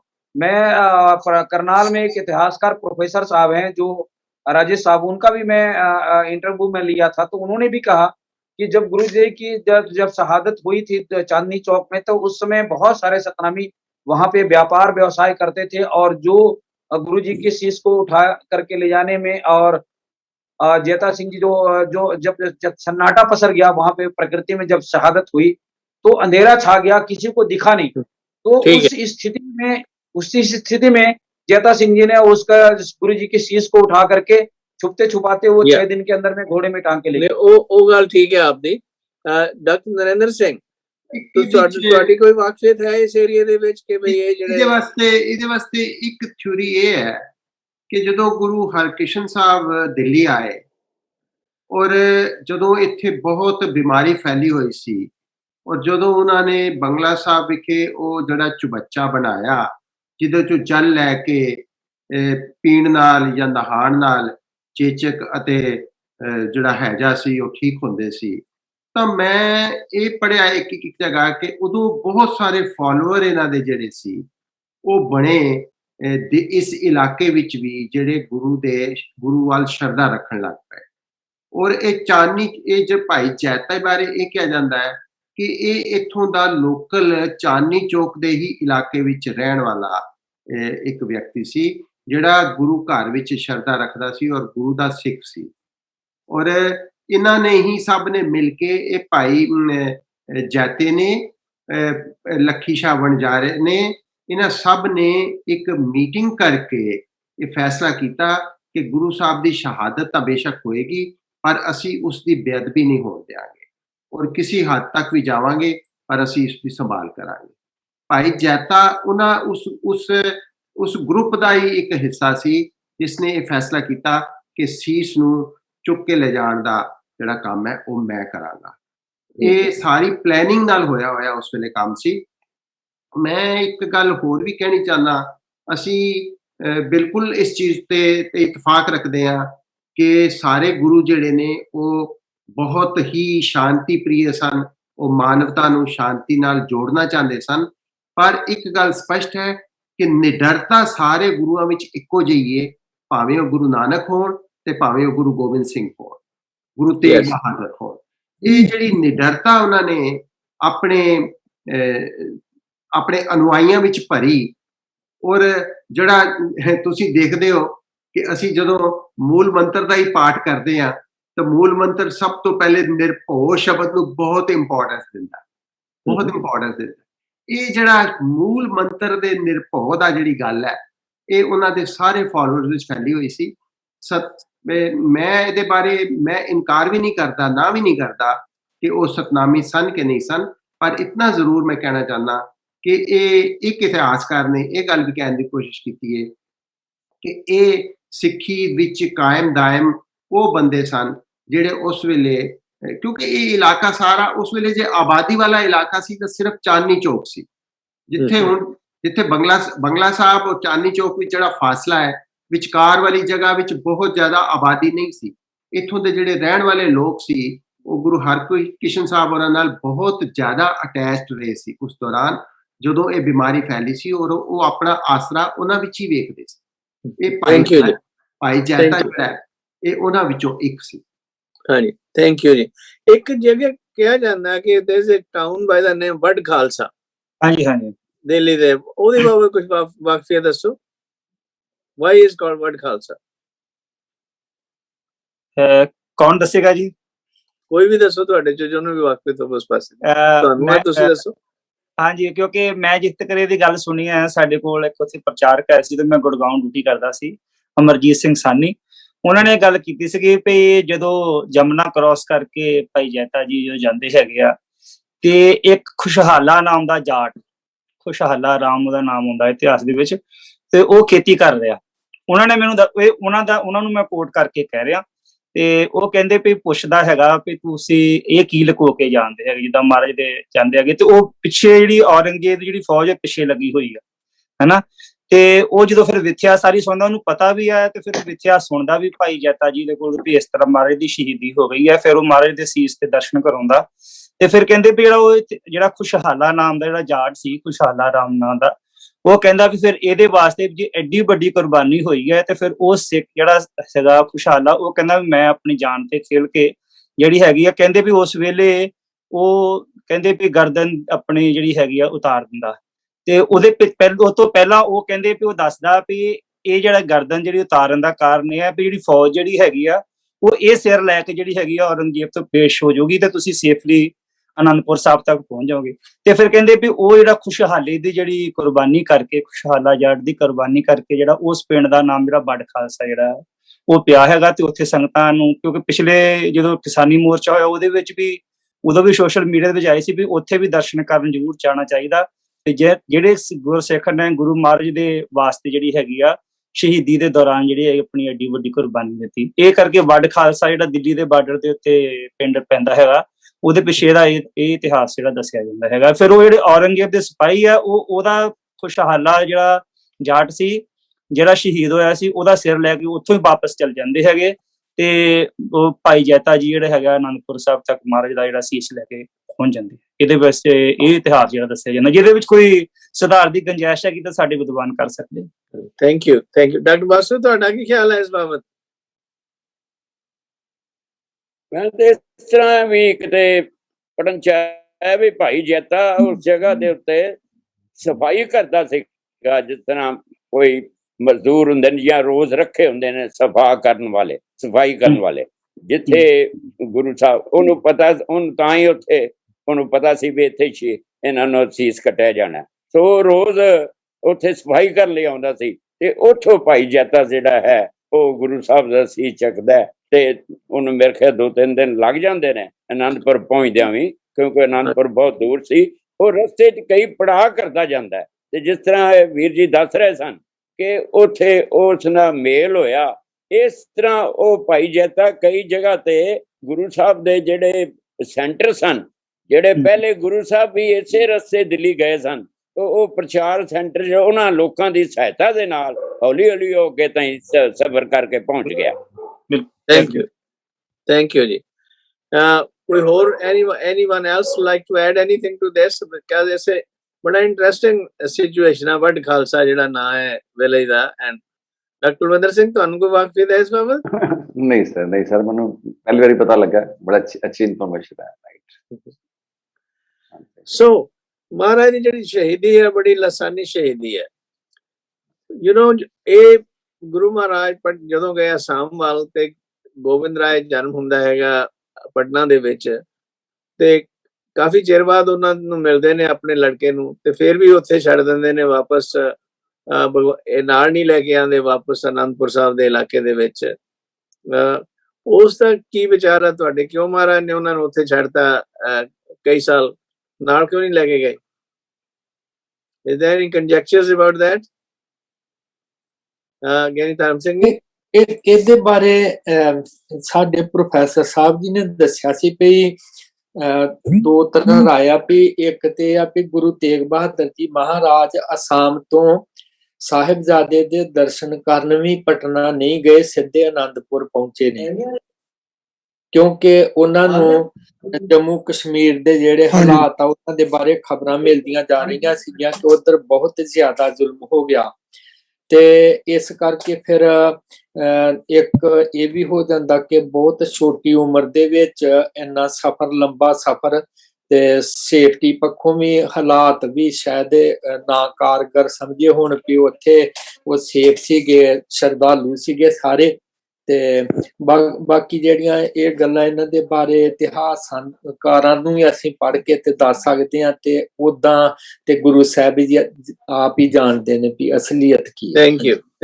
ਐਨੀ ਅਦਰ ਪਰਸਨ ਕਿਸੇ ਦੀ ਵਾਕਫੀਅਤ ਹੋਵੇ ਜਾਂ ਸਟੱਡੀ ਕੀਤੀ ਹੋਵੇ ਇਸ ਏਰੀਆ ਦੇ ਵਿੱਚ ਵੀ ਕਿਉਂ ਮਹਾਰਾਜ ਉਹਨੇ ਬੁਲਾਇਆ ਨਹੀਂ ਗੋਬਿੰਦ ਰਾਏ ਨੂੰ ਕਈ ਸਾਲ ਆਪਦੇ ਕੋਲੇ? ਡਾਕਟਰ ਬਾਸੂ? ਅਰਸ਼ਲ ਜੀ, ਇਸ ਤਰ੍ਹਾਂ ਵੀ ਪਤਾ ਲੱਗਦਾ ਹੈ ਬਈ ਗੁਰੂ ਸਾਹਿਬ ਉੱਥੇ ਆਏ ਨੇ ਪਟਨਾ ਸਾਹਿਬ, ਬੱਚੇ ਦੇ ਦਰਸ਼ਨ ਕਰਕੇ ਫਿਰ ਗਏ ਨੇ। ਦੇਖੋ ਨਾ, ਬੱਚੇ ਦੇ ਮਨ ਦੇ ਉੱਤੇ ਜਦੋਂ ਐਸਾ ਇੱਥੇ ਲੈਟ ਮੀ ਕਰੈਕਟ, ਉਹ ਬੱਚੇ ਦੇ ਸੁਣੀਆਂ ਸਨ, ਦਰਸ਼ਨ ਦੇਣ ਆਏ, ਦੇਵ ਨੇ ਇੱਕ ਆਰਡਰ ਕੱਢ ਦਿੱਤਾ ਹੈ ਬਈ ਇਹਨਾਂ ਦੇ ਧਰਮਸ਼ਾਲਾਵਾਂ ਖਤਮ ਕਰ ਦਿਓ ਤੇ ਹਿੰਦੂ ਹੋਣ ਦਾ ਅਧਿਕਾਰ ਖੋਹ ਲਿਆ। ਹਿੰਦੂ ਹੋ ਕੇ ਜੀਣ ਦਾ ਅਧਿਕਾਰ ਜਿਹੜਾ ਇਹ 1669 ਵਿੱਚ ਇਹ ਹੁਕਮਨਾਮਾ ਜਿਹੜਾ ਆਰਡਰ ਨਿਕਲ ਚੁੱਕਾ ਸੀ ਔਰੰਗਜ਼ੇਬ ਦਾ ਕਿ ਹਿੰਦੂ ਜਿਹੜਾ ਹਿੰਦੂ ਬਣ ਕੇ ਨਹੀਂ ਜੀ ਸਕਦਾ। ਤੇ ਗੁਰੂ ਸਾਹਿਬ ਦੇ ਮਨ ਤੇ ਸੀ ਕਿ ਉਹ ਜਾਗਰਤੀ ਪੈਦਾ ਕਰਨਾ ਚਾਹੁੰਦੇ ਸਨ ਲੋਕਾਂ ਦੇ ਅੰਦਰ। ਉਹਨਾਂ ਨੇ ਪਹਿਲਾਂ ਇਹ ਸਮਝਿਆ ਕਿ ਚਲੋ ਬੱਚੇ ਨੂੰ ਤਾਂ ਮੈਂ ਦੇਖ ਲਿਆ, ਤੇ ਉਹ ਫਟਾਫਟ ਇਹਨਾਂ ਇਲਾਕਿਆਂ ਦੇ ਵਿੱਚ ਘੁੰਮਦੇ ਹੋਏ ਔਰ ਇੱਕ ਜਾਗਰਤੀ ਦਾ ਪ੍ਰਚਾਰ ਕਰਦੇ ਹੋਏ ਇਹ ਅਨੰਦਪੁਰ ਸਾਹਿਬ ਪਹੁੰਚੇ। ਫਿਰ ਅਨੰਦਪੁਰ ਸਾਹਿਬ ਜਾ ਕੇ ਉਹਨਾਂ ਨੂੰ ਬੁਲਾਇਆ ਆਪਣੇ ਪਰਿਵਾਰ ਨੂੰ। ਤੋ ਇਸ ਤਰ੍ਹਾਂ ਗੁਰੂ ਸਾਹਿਬ ਨੂੰ ਜੇ ਇਹੀ ਚਿੰਤਾ ਸੀ ਔਰੰਗਜ਼ੇਬ ਦੇ ਜਿਹੜੇ ਜ਼ੁਲਮਾਂ ਨੇ ਪੈਦਾ ਕੀਤੀ ਸੀ, ਇਹ ਉਹਨਾਂ ਦੇ ਟੂਰ ਨੂੰ ਵੀ ਖਤਮ ਕਰਨ ਦਾ ਕਾਰਨ ਇਹੀ ਚਿੰਤਾ ਬਣੀ ਸੀ ਕਿ ਦੇਸ਼ ਮੁਸੀਬਤ 'ਚ ਫਸ ਗਿਆ ਸੀ। ਇਸੇ ਕਰਕੇ ਉਹਨਾਂ ਟੂਰ ਨੂੰ ਸ਼ਾਰਟਕਟ ਕਰਕੇ ਤੇ ਜਲਦੀ ਉਹ ਇਸ ਦੇਸ਼ ਦੀ, ਦੇਖੋ ਇਹ ਗੁਰੂ ਨਾਨਕ ਦੇ ਘਰ ਦੀ ਇਹ ਵਡਿਆਈ ਹੈ ਕਿ ਗੁਰੂ ਨਾਨਕ ਦਾ ਜੋ ਘਰ ਹੈ ਜਾਂ ਗੁਰੂ ਨਾਨਕ ਦੇ ਜਿਹੜੇ ਅਨੁਯਾਈ ਗੁਰੂ ਨੇ ਜਾਂ ਸਿੱਖ ਨੇ, ਉਹ ਹਾਲਾਤਾਂ ਤੋਂ ਕਦੀ ਵੀ ਪਿੱਠ ਨਹੀਂ ਮੋੜ ਸਕਦੇ। ਉਹ ਜਿਹੜੇ ਸਮਾਜਿਕ ਸੁੱਖ ਜਿਹੜਾ ਹੈ, ਸਮਾਜਿਕ ਹਾਲਤਾਂ ਨੂੰ ਠੀਕ ਕਰਨ ਵੱਲ ਸਭ ਤੋਂ ਪਹਿਲਾਂ ਉਹਨਾਂ ਦਾ ਉਹ ਸੰਸਾਰ ਮੁੱਖ ਹਨ। ਉਹ ਇਹ ਨਹੀਂ ਕਿ ਉਹ ਭਗਤੀ ਦੇ ਵਾਲੀ ਹਰ ਵੇਲੇ ਕਰਦੇ ਰਹਿੰਦੇ ਨੇ, ਉਹਨਾਂ ਦੀ ਭਗਤੀ ਸਮਾਜਿਕ ਭਗਤੀ ਹੈ। ਔਰ ਸਮਾਜਿਕ ਭਗਤੀ ਜਿਹੜੀ ਹੈ ਸੇਵਾ ਤੇ ਪਰਉਪਕਾਰ ਦੀ ਭਗਤੀ ਹੈ। ਇਹੀ ਧਾਰਨਾਵਾਂ ਹਨ ਗੁਰੂ ਨਾਨਕ ਦੇ ਧਰਮ ਦੀਆਂ, ਇਹੀ ਵਿਲੱਖਣਤਾਵਾਂ ਹਨ ਗੁਰੂ ਨਾਨਕ ਦੇ ਧਰਮ ਦੀਆਂ। ਇਸ ਦਾ ਉਹ ਪ੍ਰਚਾਰ ਕਰਦੇ ਹੋਏ ਉਹ ਇਸ ਚੀਜ਼ ਨੂੰ ਬੜੀ ਜ਼ਿਆਦਾ ਮਹਿਸੂਸ ਕਰਨ ਕਿ ਇਹ ਜੋ ਜ਼ੁਲਮ ਹੈ ਇਹਦਾ ਟਾਕਰਾ ਹੋਣਾ ਚਾਹੀਦਾ। ਉਹ ਆਪਣੇ ਪ੍ਰਚਾਰ ਕਰਦੇ ਹੋਣਾ ਜਲਦੀ डॉक्टर कृपाल सिंह जी, मैं कुछ ऐड करना चाहता हूँ थोड़ी बात। हाँ जी करो। इसमें जैसे बोल रहे हैं ना भाई डॉक्टर बासु ने भी कहा कि हिंदू मतलब जो हराम मतलब ऐसा हो गया था। ये थोड़ा सा इतिहास जो है ना पंजाब के, थोड़ा इतिहास इधर वाला इतिहास बहुत कम जानते हैं। इधर का जो दिल्ली का इतिहास है बहुत थोड़ा डूंघाई के अंदर जाकर देखना पड़ता है, क्योंकि अगर ये मान लिए इसमें जो इतिहास पढ़ा हमने, इसमें बोलते हैं कि जो भारत है 200 साल गुलाम रहा है, जबकि मुगल यहाँ 700 साल पहले ये राज कर रहे थे। फिर 700 साल गुलाम थे या नहीं थे, ये भी थोड़ी विचारण में बात है। और सबसे पहले जो औरंगजेब के जो राज में थे वो 61 मंत्री थे, जो 61 में 5 मुगल मंत्री थे, बाकी जो 56 मंत्री इसमें ब्राह्मण थे। अगर गुरु तेग बहादुर जी की शहीदी मतलब हिंदू धर्म वास्ते करिए, एक तो ब्राह्मण उनको पास में पुकारने मतलब हिंदू धर्म को बचाने आ रहे हैं, दूसरे 56 मंत्री औरंगजेब के दरबार में बैठ करके वो एक बात भी नहीं बोल पा रहे उनके खिलाफ गुरु तेग बहादुर की शहीदी क्यों हुई है। तो इसमें थोड़ा ना ये इतिहास को और भी मतलब डूंघाई नाल देखने की लोड़ है, क्योंकि इसमें मानवता के लिए तो शहादत दी गुरु साहब ने ये तो 100% है, लेकिन केवल हिंदुओं के लिए शहीदी दी ये गलत बात है। दूसरी इन्होंने जो है बहुत सारी चीजें ऐसी है, मतलब दोबारा इसको मतलब स्टडी करने की लोड़ है सबको, क्योंकि इतिहास जो है ना कुछ चीजें ऐसी है जो पता नहीं है। मतलब बाबर के राज में जो है ना 28 मंत्री रहे हैं, इनमें तीन मुगल थे, इनमें 25 ब्राह्मण थे, और हुमायूं के राज में भी 30 मंत्री रहे जिसमें 2 मुगल थे, उसमें 28 ब्राह्मण थे। तो ब्राह्मणों ने मतलब मंत्री रहे हैं, तो इन्होंने मतलब इतिहास भी लिखा है। तो ऐसा कहा रहा है जो मतलब जो आज देख रहे हैं कि मतलब आज की हालात देख लो, जितने भी मतलब गुरु साहब के जो शिष्य हैं, मतलब जो सिख बैठे हैं दिल्ली में, वो शहादत केवल सिखों वास्ते नहीं दे रहे हैं, वो पूरे इंडिया के लिए साथ दे रहे हैं। तो ये जो थोड़ा इतिहास है, मतलब मेरे ख्याल से दोबारा भी सोचने की लोड़ है। तो गुरु साहब की जो शहीदी है वो पूरे मानवता के लिए है, केवल हिंदू के लिए। Thank you ji. Thank you. I see Syed Naqvi ਸਾਡੇ ਨਾਲ। भाई साहब, Syed Naqvi साहब, वेलकम। यहाँ हम अच्छा, अनुराग जी, आप कुछ कहना चाहते हैं? चलो कहो। सैयद नकवी जी, आप कुछ सवाल करना चाह रहे हैं सिखों के बारे में, जैसा आपने पहले सवाल किया था एक सिखों के जो कृपाण नगरे में वो सफा लगते हैं, तो ऐसा कोई सवाल अगर आपके दिमाग में हो तो बता सकते हैं। या वाहेगुरु जी का खालसा, वाहेगुरु जी की फतेह, सत श्री अकाल।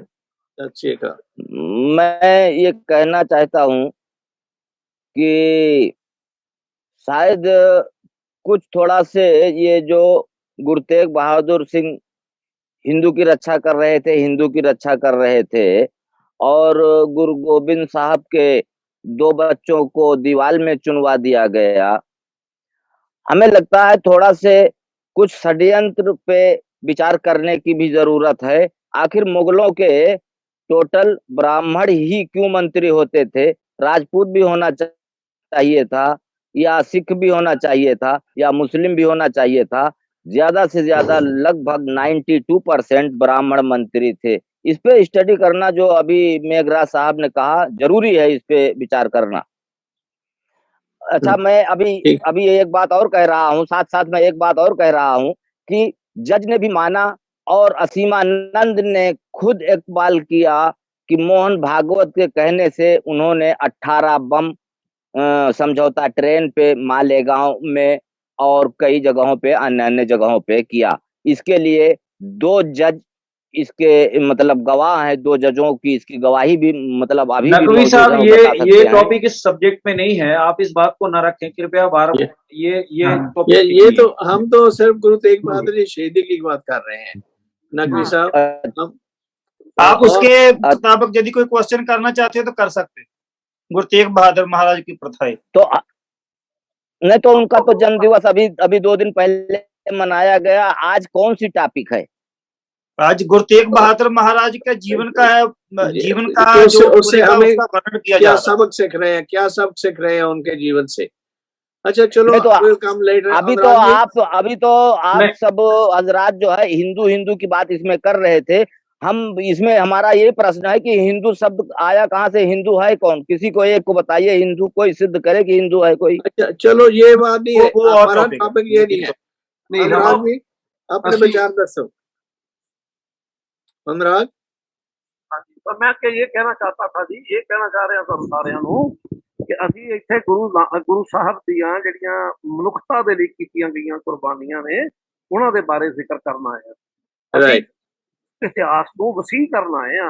ਅਸੀਂ ਹਿੰਦੂ ਜਾਂ ਸਿੱਖ ਦਾ ਜਾਂ ਮੁਸਲਮਾਨ ਦਾ ਕੋਈ ਇੱਥੇ ਮਸਲਾ ਨਹੀਂ ਕਰਨਾ ਹੈ। ਇਹ ਰਹਿਣ ਦਿਓ ਦੇ ਲਈ। ਸਾਨੂੰ ਤੇ ਜਿਹੜੀਆਂ ਕੀਤੀਆਂ ਗਈਆਂ, ਅਸੀਂ ਤਾਂ ਮਨੁੱਖਤਾ ਦੀ ਗੱਲ ਕਰਦੇ ਹਾਂ। ਸਿੱਖ ਧਰਮ ਨੇ ਕਦੇ ਕਿਸੇ ਧਰਮ ਦੀ ਗੱਲ ਨਹੀਂ ਕੀਤੀ ਸਵਾ ਮਨੁੱਖਤਾ ਤੋਂ, ਸਵਾ ਸਮਾਜਿਕਤਾ ਤੋਂ। ਅਸੀਂ ਤਾਂ ਮਨੁੱਖਤਾ ਦੀ, ਪਰ ਮੈਂ ਦਾਅਵੇ ਨਾਲ ਕਹਿਣਾ ਕਿ ਜੇ ਹਿੰਦੂ ਬਾਦਸ਼ਾਹ ਬੈਠਾ ਹੁੰਦਾ ਦਿੱਲੀ ਔਰ ਉਸਨੇ ਕੁਰਾਨ ਦੇ ਉੱਤੇ ਕਿਤੇ ਹੁੰਦਾ ਟੈਕਸ, ਤਾਂ ਗੁਰੂ ਸਾਹਿਬ ਨੇ ਤਾਂ ਨਹੀਂ ਸ਼ਹੀਦ। यस, एब्सोल्युटली, ठीक है आपकी बात। गुरु साहब तो कहते ने कि पै काहू को देत ना भला मानत आन। सोई कुरान ते पुराण सोई। बहुत बड़े प्रॉस्पेक्ट रहेगा। आ जेडे बंदे आ बैठे तो हिंदू और ब्राह्मण, ये गल्लां बहुत पुरानियां साडे इन्हां गल्लां बहुत उच्चे। हाँ जी, गुरु साहब का मैसेज अनुराग जी जैसे आपने कहा है, वो तो सारिਆਂ ਨੂੰ जोड़न ਦੇ ਲਈ ਹੈ, ਇੱਕ ਦੂਜੇ ਨਾਲ। ਇੱਕ ਓਂਕਾਰ ਦੇ ਝੰਡੇ ਥੱਲੇ ਸਾਰੇ ਲੋਕਾਂ ਨੂੰ ਇਕੱਠੇ ਕਰ ਦਿੱਤਾ। ਉਹਨਾਂ ਨੇ ਕਿਹਾ ਨਾ ਕੋਈ ਮੁਸਲਮਾਨ, ਨਾ ਆਮ ਹਿੰਦੂ, ਨਾ ਮੁਸਲਮਾਨ, ਅੱਲਾ ਰਾਮ ਕੇ ਪਿੰਡ ਬਰਾਨ। ਫਿਰ ਨਾਨਕ ਕਹਿ ਜਾਂਦੇ ਨੇ ਕਿ ਇੱਕ ਤੂਰ ਤੇ ਸਭ ਜਗ ਉਪਜਿਆ ਤੋਂ ਭਲੇ ਕੌਮ ਜਾਣਦੇ ਹੋ। ਇਹ ਗੱਲਾਂ ਨੂੰ ਆਪਣੇ ਗੁਰੂ ਦੀਆਂ ਮਨੁੱਖਤਾ, ਹੁਣ ਸਾਡਾ ਵੇਲਾ ਗੱਲ ਕਰਦਾ ਆ हिंदू सिख समाज नहीं है, तो Yes. अपनी देन है कि क्या करिए। हाँ साਡਾ मतलब ਆਵਾਜ਼ ਨਹੀਂ होएगा ਤਾਂ ਸ਼ਬਦਾਂ ਦੇ ਨਾਲ। ਮੈਂ ਮਾਫੀ ਚਾਹੁੰਦਾ ਕਿਉਂਕਿ ਮੈਂ ਕਾਲਜ ਪੜਾਉਣ ਜਾਣਾ ਹੈ ਤੇ ਮੈਂ ਫਿਰ ਜੋੜਾਂਗਾ ਜੇ ਤੁਸੀਂ ਆਗਿਆ ਦਿਓਗੇ। ਫਿਰ हाँ जी, जरूर आया करो जी। Thank you, Waheguru. Thanks for your contribution, बहुत मेहरबानी। ਡਾਕਟਰ ਕੁਲਵਿੰਦਰ ਸਿੰਘ ਕੁਝ ਕਹਿਣਾ ਚਾਹੁੰਦੇ ਆ? हाँ जी, डॉक्टर कुलविंदर सिंह जी। ਇਸ ਸੰਬੰਧ ਹਾਂਜੀ ਇਹ ਸਾਡੀ ਨਾ ਰਾਤੀ ਵੀ ਜਿਹੜੀ ਮਤਲਬ ਇੰਟਰਫੇਥ ਡਿਸਕਸ਼ਨ ਹੈ ਨਾ, ਉੱਥੇ ਵੀ ਇਹੀ ਵਿਸ਼ਾ ਸੀ ਤੇ ਉੱਥੇ ਸਾਡਾ ਜਿਹੜਾ ਨਾ ਇਹਨਾਂ ਚੀਜ਼ਾਂ ਨੂੰ ਮੈਂ ਪੈਨ ਡਾਊਨ ਕਰਨਾ ਚਾਹਾਂਗਾ ਆਪਣੇ ਵਰਡਸ ਦੇ ਵਿੱਚ ਕਿ ਉਹ ਇਹ ਹੈ ਕਿ ਜਦੋਂ ਅਸੀਂ ਸ਼ਬਦ ਪੜਿਆ ਸੀ ਡਾਕਟਰ ਵਾਸੂ ਜੀ ਨੇ ਕਿ ਤਿਲਕ ਜੰਜੂ ਰਾਖਾ ਪ੍ਰਭ ਤਾਕਾ ਕੀਨੋ ਵੱਡੋ ਕਲੂ ਮੈਂ ਸਾਕਾ, ਤੇ ਉੱਥੋਂ ਫਿਰ ਜਿਸ ਤਰ੍ਹਾਂ ਇਹ ਵਿਸ਼ੂ ਖੜਾ ਹੋ ਗਿਆ ਕਿ ਕੀ ਗੁਰੂ ਸਾਹਿਬ ਮੁਸਲਮਾਨ ਦੇ ਖਿਲਾਫ ਸਨ ਜਾਂ ਹਿੰਦੂਆਂ ਦੇ ਸਪੋਰਟ ਸਨ, ਤੇ ਉਹ ਵਿਚਾਰ ਇਹ ਆਇਆ ਸੀ ਵੀ ਜਦੋਂ ਤੇ ਅਸੀਂ ਇਤਿਹਾਸਕ ਪ੍ਰਮਾਣ ਦਿੰਨੇ ਆ ਤੇ ਇਸ ਇਤਿਹਾਸਕ ਪ੍ਰਮਾਣ ਦੇ ਵਿੱਚ ਉਸ ਵੇਲੇ ਮੁਗਲ ਹਕੂਮਤ ਸੀ ਤੇ ਜਿਹੜੇ ਸਫਰਰ ਸਨ ਉਹ ਹਿੰਦੂ ਕਮਿਊਨਿਟੀ ਸੀ। ਇਤਿਹਾਸਕ ਤੌਰ ਤੇ ਸਾਨੂੰ ਹਿੰਦੂ ਹੀ ਕਹਿਣਾ ਪਏਗਾ, ਲੇਕਿਨ ਜੋ ਗੁਰੂ ਸਾਹਿਬ ਦਾ ਸੁਨੇਹਾ ਸੀ ਸਾਰੀ ਮਨੁੱਖਤਾ ਵਾਸਤੇ, ਗੁਰੂ ਸਾਹਿਬ ਉਸ ਵੇਲੇ ਮੁਸਲਮਾਨ ਲਈ ਵੀ ਲੜਦੇ, ਈਸਾਈ ਲਈ ਵੀ ਲੜਦੇ, ਜਿਹਨੂੰ ਵੀ ਜ਼ਰੂਰਤ ਹੁੰਦੀ ਕਿਸੇ ਮਦਦ ਦੀ ਤੇ ਗੁਰੂ ਸਾਹਿਬ ਨੇ ਸਾਰਿਆਂ ਲਈ ਲੜਨਾ ਸੀ। ਮੈਸੇਜ ਉਹਦਾ ਇਹ ਹੈ, ਮੈਸੇਜ ਉਹਦਾ लाखों बैरी नहीं बेगाना सगल संग हमको बढ़िया। So Naqvi साहब, Guru Tegh Bahadur's message was कि पैकाहू को इतना न पैमानता। We don't threaten anyone and nor we going to tolerate the threats of any other. So he wasn't either Muslim or Hindu partiality. वो तो सबके साझे थे। जैसे गुरु नानक साहब में कहा गया ना, नानक शाह फकीर हिंदू का गुरु मुसलमान का पीर, ऐसे ही वो थे गुरु तेग बहादुर भी। वो तो सब लोगों को जोड़ते थे, एक दूसरे से अलग नहीं करते थे। नहीं, आपकी बात मैं मानता हूँ और मैं इससे मैं प्रभावित हूँ, बहुत प्रसन्न हूँ कि गुरु तेग बहादुर ने मानवता की रक्षा की है और अभी भी सिखों का जो रवैया चल रहा है, जो योगदान चल रहा है, बहुत सराहनीय है मानवता के लिए। लेकिन वर्तमान समय में आरएसएस का जो ये चल रहा है वर्चस्व, उस पर भी स्टडी करना बहुत आवश्यक है। या वो हम करेंगे, उसके लिए सेपरेट सेशन होगा। हाँ जी, उसके लिए अलग विचार रखे, पूरा समय रखेंगे उस पर। हाँ जी, उसके लिए अलग सेशन करेंगे। अच्छा, we are running out of time, so we are Gyani Sucheta Singh ji, you like to add something here? 1 minute add करना चाहूंगा जी, 1 मिनट। ये गुरु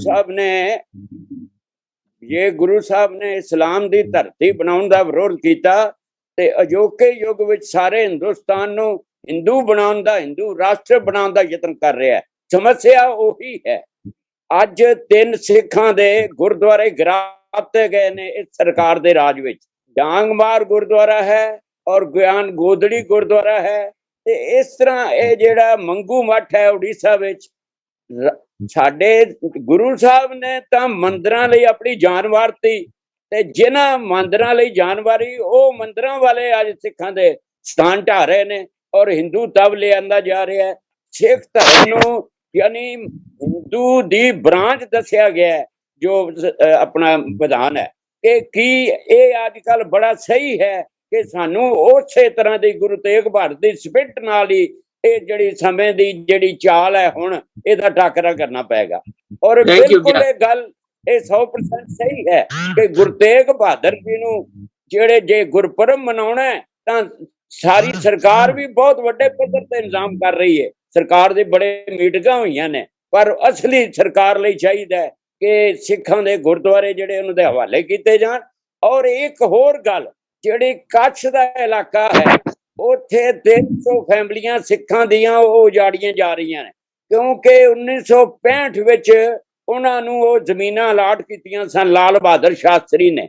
इस लई कीतियां सन कि कच्छ जिहड़ा सरहद सुरक्षित हो जाएगी, इत्थे 300 परिवार पलणगे। 1965 तो 2010 तक उन्होंने लहरां बहरां उस इलाके च कर दित्तियां ते 2010 तो उन्हों दा आर्डर उन्होंने कटता गया, तुसीं जमीनां खाली कर दिओ। उन्होंने फिर हाई कोर्ट चो जित गए सन सिख, फिर ਹੁਣ ਦੀ ਜਿਹੜੀ ਗਵਰਨਮੈਂਟ ਹੈ ਨਰਿੰਦਰ ਹਾਂਜੀ। ਮੋਦੀ ਜਿਹੜੇ ਨੇ ਇਹਨਾਂ ਨੇ ਸੁਪਰੀਮ ਕੋਰਟ 'ਚ ਅਪੀਲ ਕਰ ਦਿੱਤੀ ਕਿ ਇਹ ਜਿਹੜੇ ਇੱਥੋਂ ਉੱਠਣੇ ਚਾਹੀਦੇ ਨੇ। तो मेरा मतलब कहना तो ये है कि गुरु तेग बहादुर दे अनुयायी ਜਿਹੜੇ ਨੇ ਸਿੱਖ ਖਾਸ ਤੌਰ ਤੇ ਜਿਹਨਾਂ ਨੂੰ ਸੋ ਕਾਰਡ ਸਾਨੂੰ ਹੀ ਗੁਰੂ ਤੇਗ ਬਹਾਦਰ ਦੇ ਅਨੁਯਾਈ ਮੰਨਿਆ ਜਾਂਦਾ ਹੈ, ਉਹਨਾਂ ਅਨੁਯਾਈਆਂ ਦੀਆਂ ਜ਼ਮੀਨਾਂ ਤੇ ਗੁਰਦੁਆਰੇ ਸੁਰੱਖਿਅਤ ਨਹੀਂ।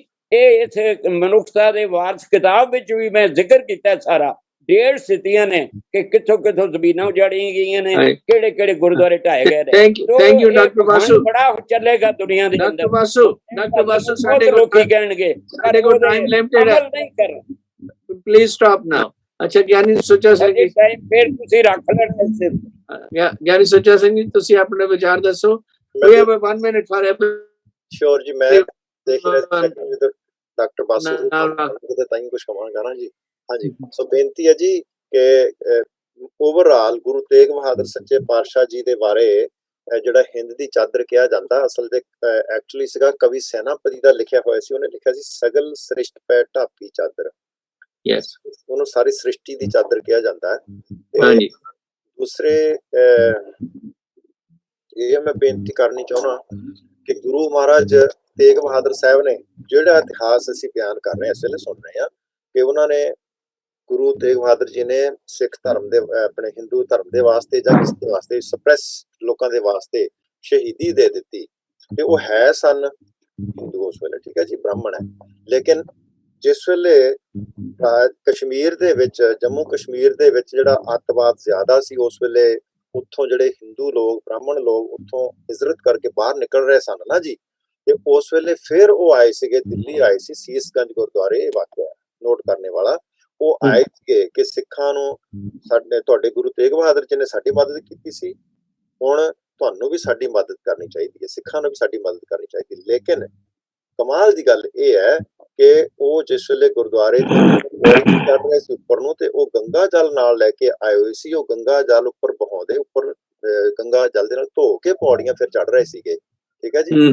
ਫਿਰ ਗੱਲਬਾਤ ਹੋਣ ਤੋਂ ਬਾਅਦ ਜਦੋਂ ਉਹਨਾਂ ਨੂੰ ਪੁੱਛਿਆ ਗਿਆ ਕਿ ਜੀ ਉਹ ਤੁਸੀਂ ਕੀ ਕਰ ਰਹੇ ਸੀ ਕਿ ਜਿਹੜਾ ਤੁਸੀਂ ਪੌੜੀਆਂ ਧੋ ਕੇ ਚੜ ਰਹੇ ਸੀ, ਉਹ ਕਹਿੰਦੇ ਕਿ ਜੀ ਕਿਉਂਕਿ ਗੁਰੂ ਤੇਗ ਬਹਾਦਰ ਜੀ ਦਾ ਖੂਨ ਡੁੱਲਿਆ ਹੋਇਆ ਨਾ, ਇਹ ਜਗ੍ਹਾ ਅਪਵਿੱਤਰ ਹੋ ਗਈ ਹੋਈ ਹੈ, ਇਸ ਵਾਸਤੇ ਪਵਿੱਤਰ ਕਰਕੇ ਚੜ ਰਹੇ ਸੀਗੇ। ਇਹ ਵੀ ਬਾਤ ਇਸ ਵਾਸਤੇ ਵੀ have to be very very careful. ਜਿਹੜਾ ਇਤਿਹਾਸ ਹੈ ਇਹਦੇ ਵਿੱਚ ਪੋਲੂਸ਼ਨ ਬਹੁਤ ਹੈ, ਅਡਲਟ੍ਰੇਸ਼ਨ ਬਹੁਤ ਹੋ ਚੁੱਕੀ ਹੈ ਜੀ। ਇਹਨੂੰ ਮੈਂ ਅੱਗੇ ਵੀ ਕਹਿਣਾ ਹੁੰਦਾ ਕਿ ਇਹਨੂੰ ਗੁਰਬਾਣੀ ਦੀ ਕਸਵੱਟੀ ਤੋਂ ਪਰਖਣ ਦੀ ਜ਼ਰੂਰਤ ਹੁੰਦੀ। ਇਸੇ ਵਾਸਤੇ ਮੈਂ ਬਹੁਤਾ ਜ਼ਿਆਦਾ ਮੈਂ ਬੋਲ ਨਹੀਂ ਸਕਿਆ, ਮੈਂ ਇਤਿਹਾਸ ਬਹੁਤਾ ਪੜ੍ਹਿਆ ਹੈ ਵੀ ਨਹੀਂ ਇਹ, ਤੇ ਮੈਂ ਕਿਤਾਬ ਰੱਖੀ ਹੋਈ ਹੈ, ਪਰ ਸਾਨੂੰ ਮੋਸਟਲੀ ਜਿਹੜਾ ਨਾ ਗੁਰੂ ਮਹਾਰਾਜ ਦੀ ਸਿੱਖਿਆ ਦੇ ਉੱਪਰ ਕਨਸੈਂਟਰੇਸ਼ਨ ਦੇਣੀ ਚਾਹੀਦੀ ਹੈ। Absolutely, thank you ਜੀ। ਗਿਆਨੀ ਧਰਮ ਸਿੰਘ ਜੀ 1 minute। ਹਾਂਜੀ, ਬਿਲਕੁਲ ਭਾਈ ਸੁੱਚਾ ਸਿੰਘ ਜੀ ਨੇ, ਬਾਕੀ ਵੀ ਸਾਰਿਆਂ ਨੇ ਬਹੁਤ ਵਧੀਆ ਵਿਚਾਰ ਦਿੱਤੇ। ਤੇ ਮੈਨੂੰ ਇੱਕ ਵਾਰੀ ਗੁਰੂ ਤੇਗ ਬਹਾਦਰ ਸਾਹਿਬ ਜੀ ਮਹਾਰਾਜ ਜੀ ਦਾ ਕਾਦੀਆਂ ਸ਼ਹਿਰ ਵਿੱਚ ਸ਼ਹੀਦੀ ਗੁਰਪੁਰਬ ਮਨਾਇਆ ਗਿਆ ਸੀ, ਤੇ ਉੱਥੇ ਬੜਾ ਵੱਡਾ ਕਵੀ ਦਰਬਾਰ ਸੀ। ਇੱਕ ਉੱਥੇ ਹਿੰਦੂ ਕਵੀ ਸੀਗਾ, ਬਜ਼ੁਰਗ, ਮੈਂ ਨਾਂ ਤੇ ਨਹੀਂ ਯਾਦ ਕੀ ਸੀਗਾ, ਬਹੁਤ ਪੁਰਾਣੀ ਗੱਲ ਹੈ, ਮੈਂ ਬੜਾ ਛੋਟਾ ਸੀ, ਪਰ ਉਹਨਾਂ ਦੀਆਂ 2 ਗੱਲਾਂ ਮੈਨੂੰ ਅੱਜ ਵੀ ਯਾਦ ਆ। ਉਹ ਕਹਿੰਦੇ ਵੀ ਪਹਿਲਾ ਨਾਨਕ ਆਖੇ ਜਨਿਊ ਪਾਣ ਨਹੀਂ ਦੇਣਾ, ਤੇ ਨਾਵਾਂ ਨਾਨਕ ਆਖੇ ਜਨਿਊ ਲੈਣ ਨਹੀਂ ਦੇਣਾ। ਕਹਿੰਦਾ ਫਿਰ ਗੱਲ ਕੀ ਹੋਈ? ਕਹਿੰਦਾ ਗੱਲ ਇਹ ਹੋਈ ਕਿ ਨਾ ਜਬਰੀ ਪਾਣਾ ਚੰਗਾ ਨੇ ਤੇ ਨਾ ਜਬਰੀ ਲਾਣਾ ਚੰਗਾ। ਜਬਰ ਜ਼ੁਲਮ ਦੇ ਵਿਰੁੱਧ ਸੀਗੀ ਗੁਰੂ ਸਾਹਿਬ ਜੀ ਦੀ ਸਾਰੀ ਸ਼ਹਾਦਤ। Exactly, that's thank you for sharing. Gurvinder Singh ji. ਹਾਂਜੀ ਸਰ, ਡਿਸਕਸ਼ਨ ਤੋਂ ਮੈਂ ਤੇ ਇਹੀ ਚੀਜ਼ ਸ਼ੇਅਰ ਕਰਨੀ ਚਾਹਾਂਗਾ ਕਿ ਜੋ ਸਾਡੀ ਆਮ ਤੌਰ ਤੇ ਅੱਜ ਕੱਲ੍ਹ ਦੀ ਸੋਚ ਬਣੀ ਹੈ ਨਾ ਸਾਰਿਆਂ ਦੀ, ਇਹ ਅਸੀਂ ਸਾਰੀ ਮਨੁੱਖਤਾ ਹੀ ਸੋਚਦੀ ਹੈ ਕਿ ਜਿਹੜਾ ਗੁਰੂ ਤੇਗ ਬਹਾਦਰ ਸਾਹਿਬ, ਗੁਰੂ ਨਾਨਕ ਸਾਹਿਬ ਸਿੱਖਾਂ ਦੇ ਗੁਰੂ ਹੈ, ਰਾਮਚੰਦਰ ਜੀ ਕ੍ਰਿਸ਼ਨ ਜੀ ਹਿੰਦੂਆਂ ਦੇ ਗੁਰੂ ਹੈ, ਮੁਹੰਮਦ ਸਾਹਿਬ ਮੁਸਲਮਾਨ ਦੇ ਗੁਰੂ ਹੈ। ਸਾਡੀ ਜਿਹੜੀ ਸੋਚ ਹੀ ਗਲਤ ਹੈ। ਜਿੰਨੇ ਗੁਰੂਜਨ ਆਉਂਦੇ ਨੇ ਉਹ ਸਾਰੀ ਮਨੁੱਖਤਾ ਦੇ ਸਾਂਝੇ ਹੁੰਦੇ ਨੇ। ਕਿ ਸਾਡੀ ਸੋਚ ਹੀ ਸਵਾਲ ਪੈਦਾ ਕਰਦੀ ਹੈ ਕਿ ਉਹਨਾਂ ਹਿੰਦੂ ਲਈ ਕੁਰਬਾਨੀ ਦਿੱਤੀ ਕਿ ਮੁਸਲਮਾਨ ਲਈ ਕੁਰਬਾਨੀ ਦਿੱਤੀ, ਉਹਨਾਂ ਲਈ ਕੋਈ ਫਰਕ नहीं होता, they are for all, that's all। Thank you Jagdish sir. मैं एक मिनट बोलना चाहूंगा लास्ट में। जिस दिन से चांदनी चौक में गुरु जी की शहादत हुई और उस शहादत के सामने औरंगजेब ने डराने के लिए उनके साथियों का जो क्रूरता से, निर्दयता से उनके कत्ल किया गया, जिसमें सतीदास जी का जो आरे से चीरा गया, मतीदास जी को रुई से लपेट करके उनको मारा गया, दयाला जी को मारा गया। इन सारे जो शहीद हुए उनके एक एक खून का कतरा हमारी मानवता को प्रेरणा देती है, उन्हें हमें गुरु जी की इस शहादत से प्रेरणा लेनी चाहिए जो सच की खातिर शहीद। Thank you ji. Doctor Narendra Singh. ਅੱਜ ਸਾਰੀ ਡਿਸਕਸ਼ਨ ਸੁਣ ਕੇ ਇੱਕ ਗੱਲ ਤਾਂ ਬੜੀ ਸਪਸ਼ਟ ਹੋਈ ਹੈ ਕਿ ਬੜੀ ਵੱਡੀ ਜ਼ਿੰਮੇਵਾਰੀ ਹੈ ਸਿੱਖ ਇਤਿਹਾਸਕਾਰਾਂ ਉੱਤੇ ਕਿ ਉਹ ਕੁਝ ਗੱਲਾਂ ਦੀ ਜਿਹੜੀ ਸਪਸ਼ਟਤਾ ਹੈ ਉਹ ਸਿੱਧ ਕਰਨ। ਔਰ ਦੇਖੋ ਅਸੀਂ ਇਹੀ ਗੱਲ ਤੇ ਕੰਟਰੋਵਰਸੀ ਹੈ ਕਿ ਗੁਰੂ ਸਾਹਿਬ ਦਾ ਸੀਸ ਜਿਹੜਾ ਲੈ ਕੇ ਗਿਆ ਉਹ ਕਿਸ ਤਰ੍ਹਾਂ ਲੈ ਕੇ ਗਿਆ।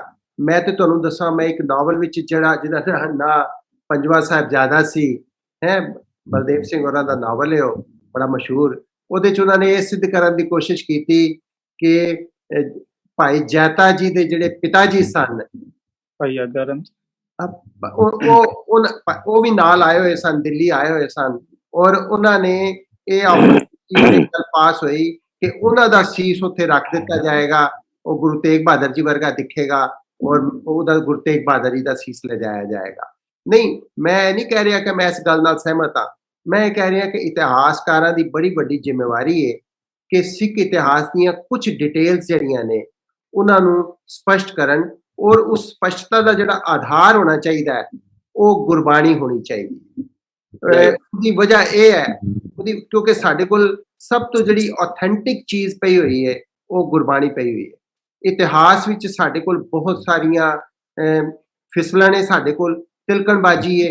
ਇਸੇ ਤਰ੍ਹਾਂ ਹੀ ਸਾਡੇ ਮਿਥਿਹਾਸ ਵਿੱਚ ਇਹ ਬੜਾ ਜ਼ਰੂਰੀ ਹੁੰਦਾ ਹੈ ਕਿ ਕਿਸੇ ਵੀ ਕੌਮ ਦਾ ਇਤਿਹਾਸ, ਉਸ ਦੀ ਸਕ੍ਰਿਪਚਰ ਔਰ ਉਸ ਦਾ ਮਿਥਿਹਾਸ, ਇਹ ਤਿੰਨੋਂ ਇੱਕੋ ਲਾਈਨ ਵਿੱਚ ਚੱਲਣ। ਜੇ ਇਹਨਾਂ ਵਿੱਚ ਕੋਹਰੈਂਸ ਨਹੀਂ ਹੋਏਗੀ, ਜੇ ਇਹ ਸਮਤੋਲ ਨਹੀਂ ਹੋਣਗੇ ਤਾਂ ਬੜੇ ਸਾਰੇ ਕਨਫਿਊਜ਼ਨ ਜਿਹੜੇ ਨੇ ਪੈਦਾ ਹੋਣਗੇ, ਜਿਹੜੇ ਧਰਮ ਦੇ ਪ੍ਰਚਾਰ ਲਈ ਬਹੁਤ ਚੰਗੇ ਨੇ। ਥੈਂਕ ਯੂ ਜੀ, thank you.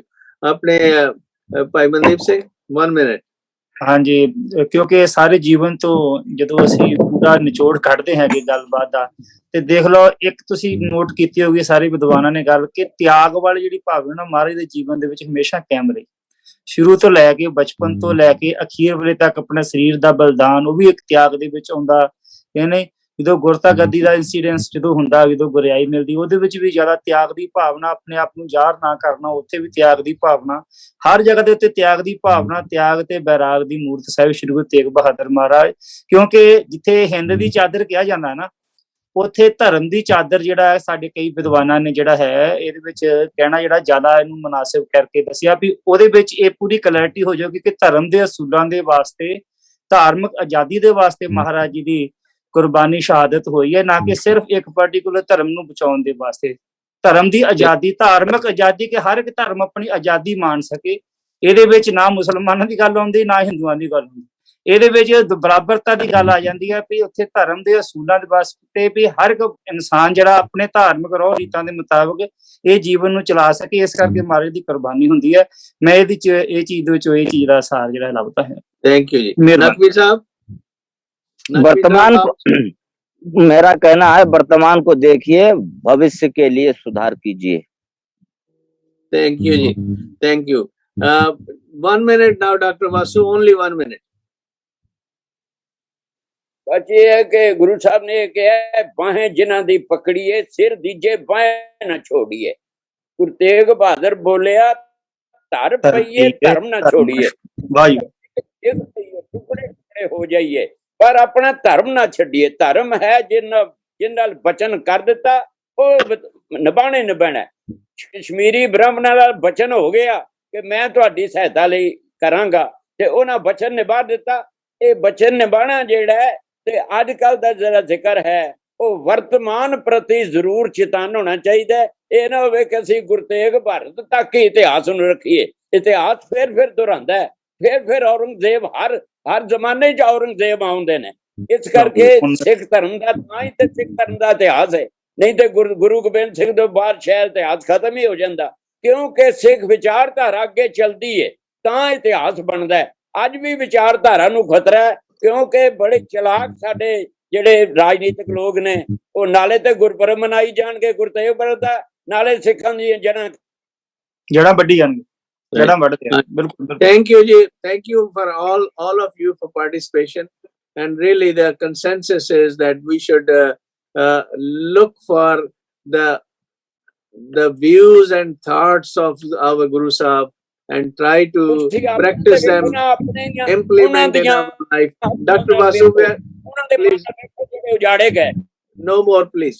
Guru Sahib So, ਨੇ so ਉਹਨਾਂ ਹਿੰਦੂਆਂ ਦੇ ਮਨ ਨਾਲ Dr. ਵੇਖਿਆ Vasu, C no more, please. Hindu ਖੱਤਰ We're ending the session. So, thank you for all of you for participation.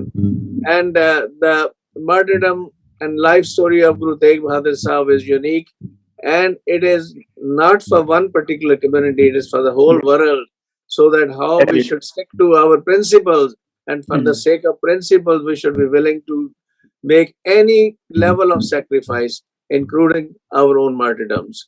So that's what the message is for the whole humanity. It's really repeating in practice same message jo Guru Nanak Sahib ne sanu ditta, koi na koi Hindu na Musliman, ya jo hunde ithe ਉਹਨਾਂ ਨੇ ਕਹਿਣਾ ਨਾ ਕੋਈ ਹਿੰਦੂ ਨਾ ਮੁਸਲਮਾਨ Christian ਜੂ ਬਹਾਈ ਕੋਈ ਨਹੀਂ, ਸਾਰੇ ਅਸੀਂ ਇੱਕ ਹੀ ਹਾਂ। ਇੱਕ ਓਂਕਾਰ ਤੋਂ ਹੀ ਸਭ ਚੀਜ਼ ਉਤਪਨ ਹੋਈ ਹੈ, ਇੱਕ ਓਂਕਾਰ ਚ ਹੀ ਖਤਮ ਹੋਣੀ ਹੈ। ਪਰ ਜੋ ਸਾਨੂੰ ਜੀਵਨ ਇਸ ਵਕਤ ਮਿਲਿਆ ਉਸ ਨੂੰ ਸਾਨੂੰ ਉਹ ਵਿਚਾਰਧਾਰਾ ਲੈ ਕੇ ਇੱਕ ਦੇ ਨਾਲ ਰਲ ਮਿਲ ਕੇ, ਜਿਵੇਂ ਅਰਦਾਸ ਦੇ ਐਂਡ ਚ ਅਸੀਂ ਕਹਿੰਦੇ ਹਾਂ ਨਾਨਕ ਨਾਮ ਚੜ੍ਹਦੀ ਕਲਾ ਤੇਰੇ ਪਾਣੀ ਸਰਬੱਤ ਦਾ ਭਲਾ। That's what our principles are to think about and practice. So, Vaheguru Ji Ka Khalsa, Vaheguru Ji Fateh. Thank you for the Vaheguru Ji Ka Khalsa, Vaheguru as well as the participants. And thank you, Ji.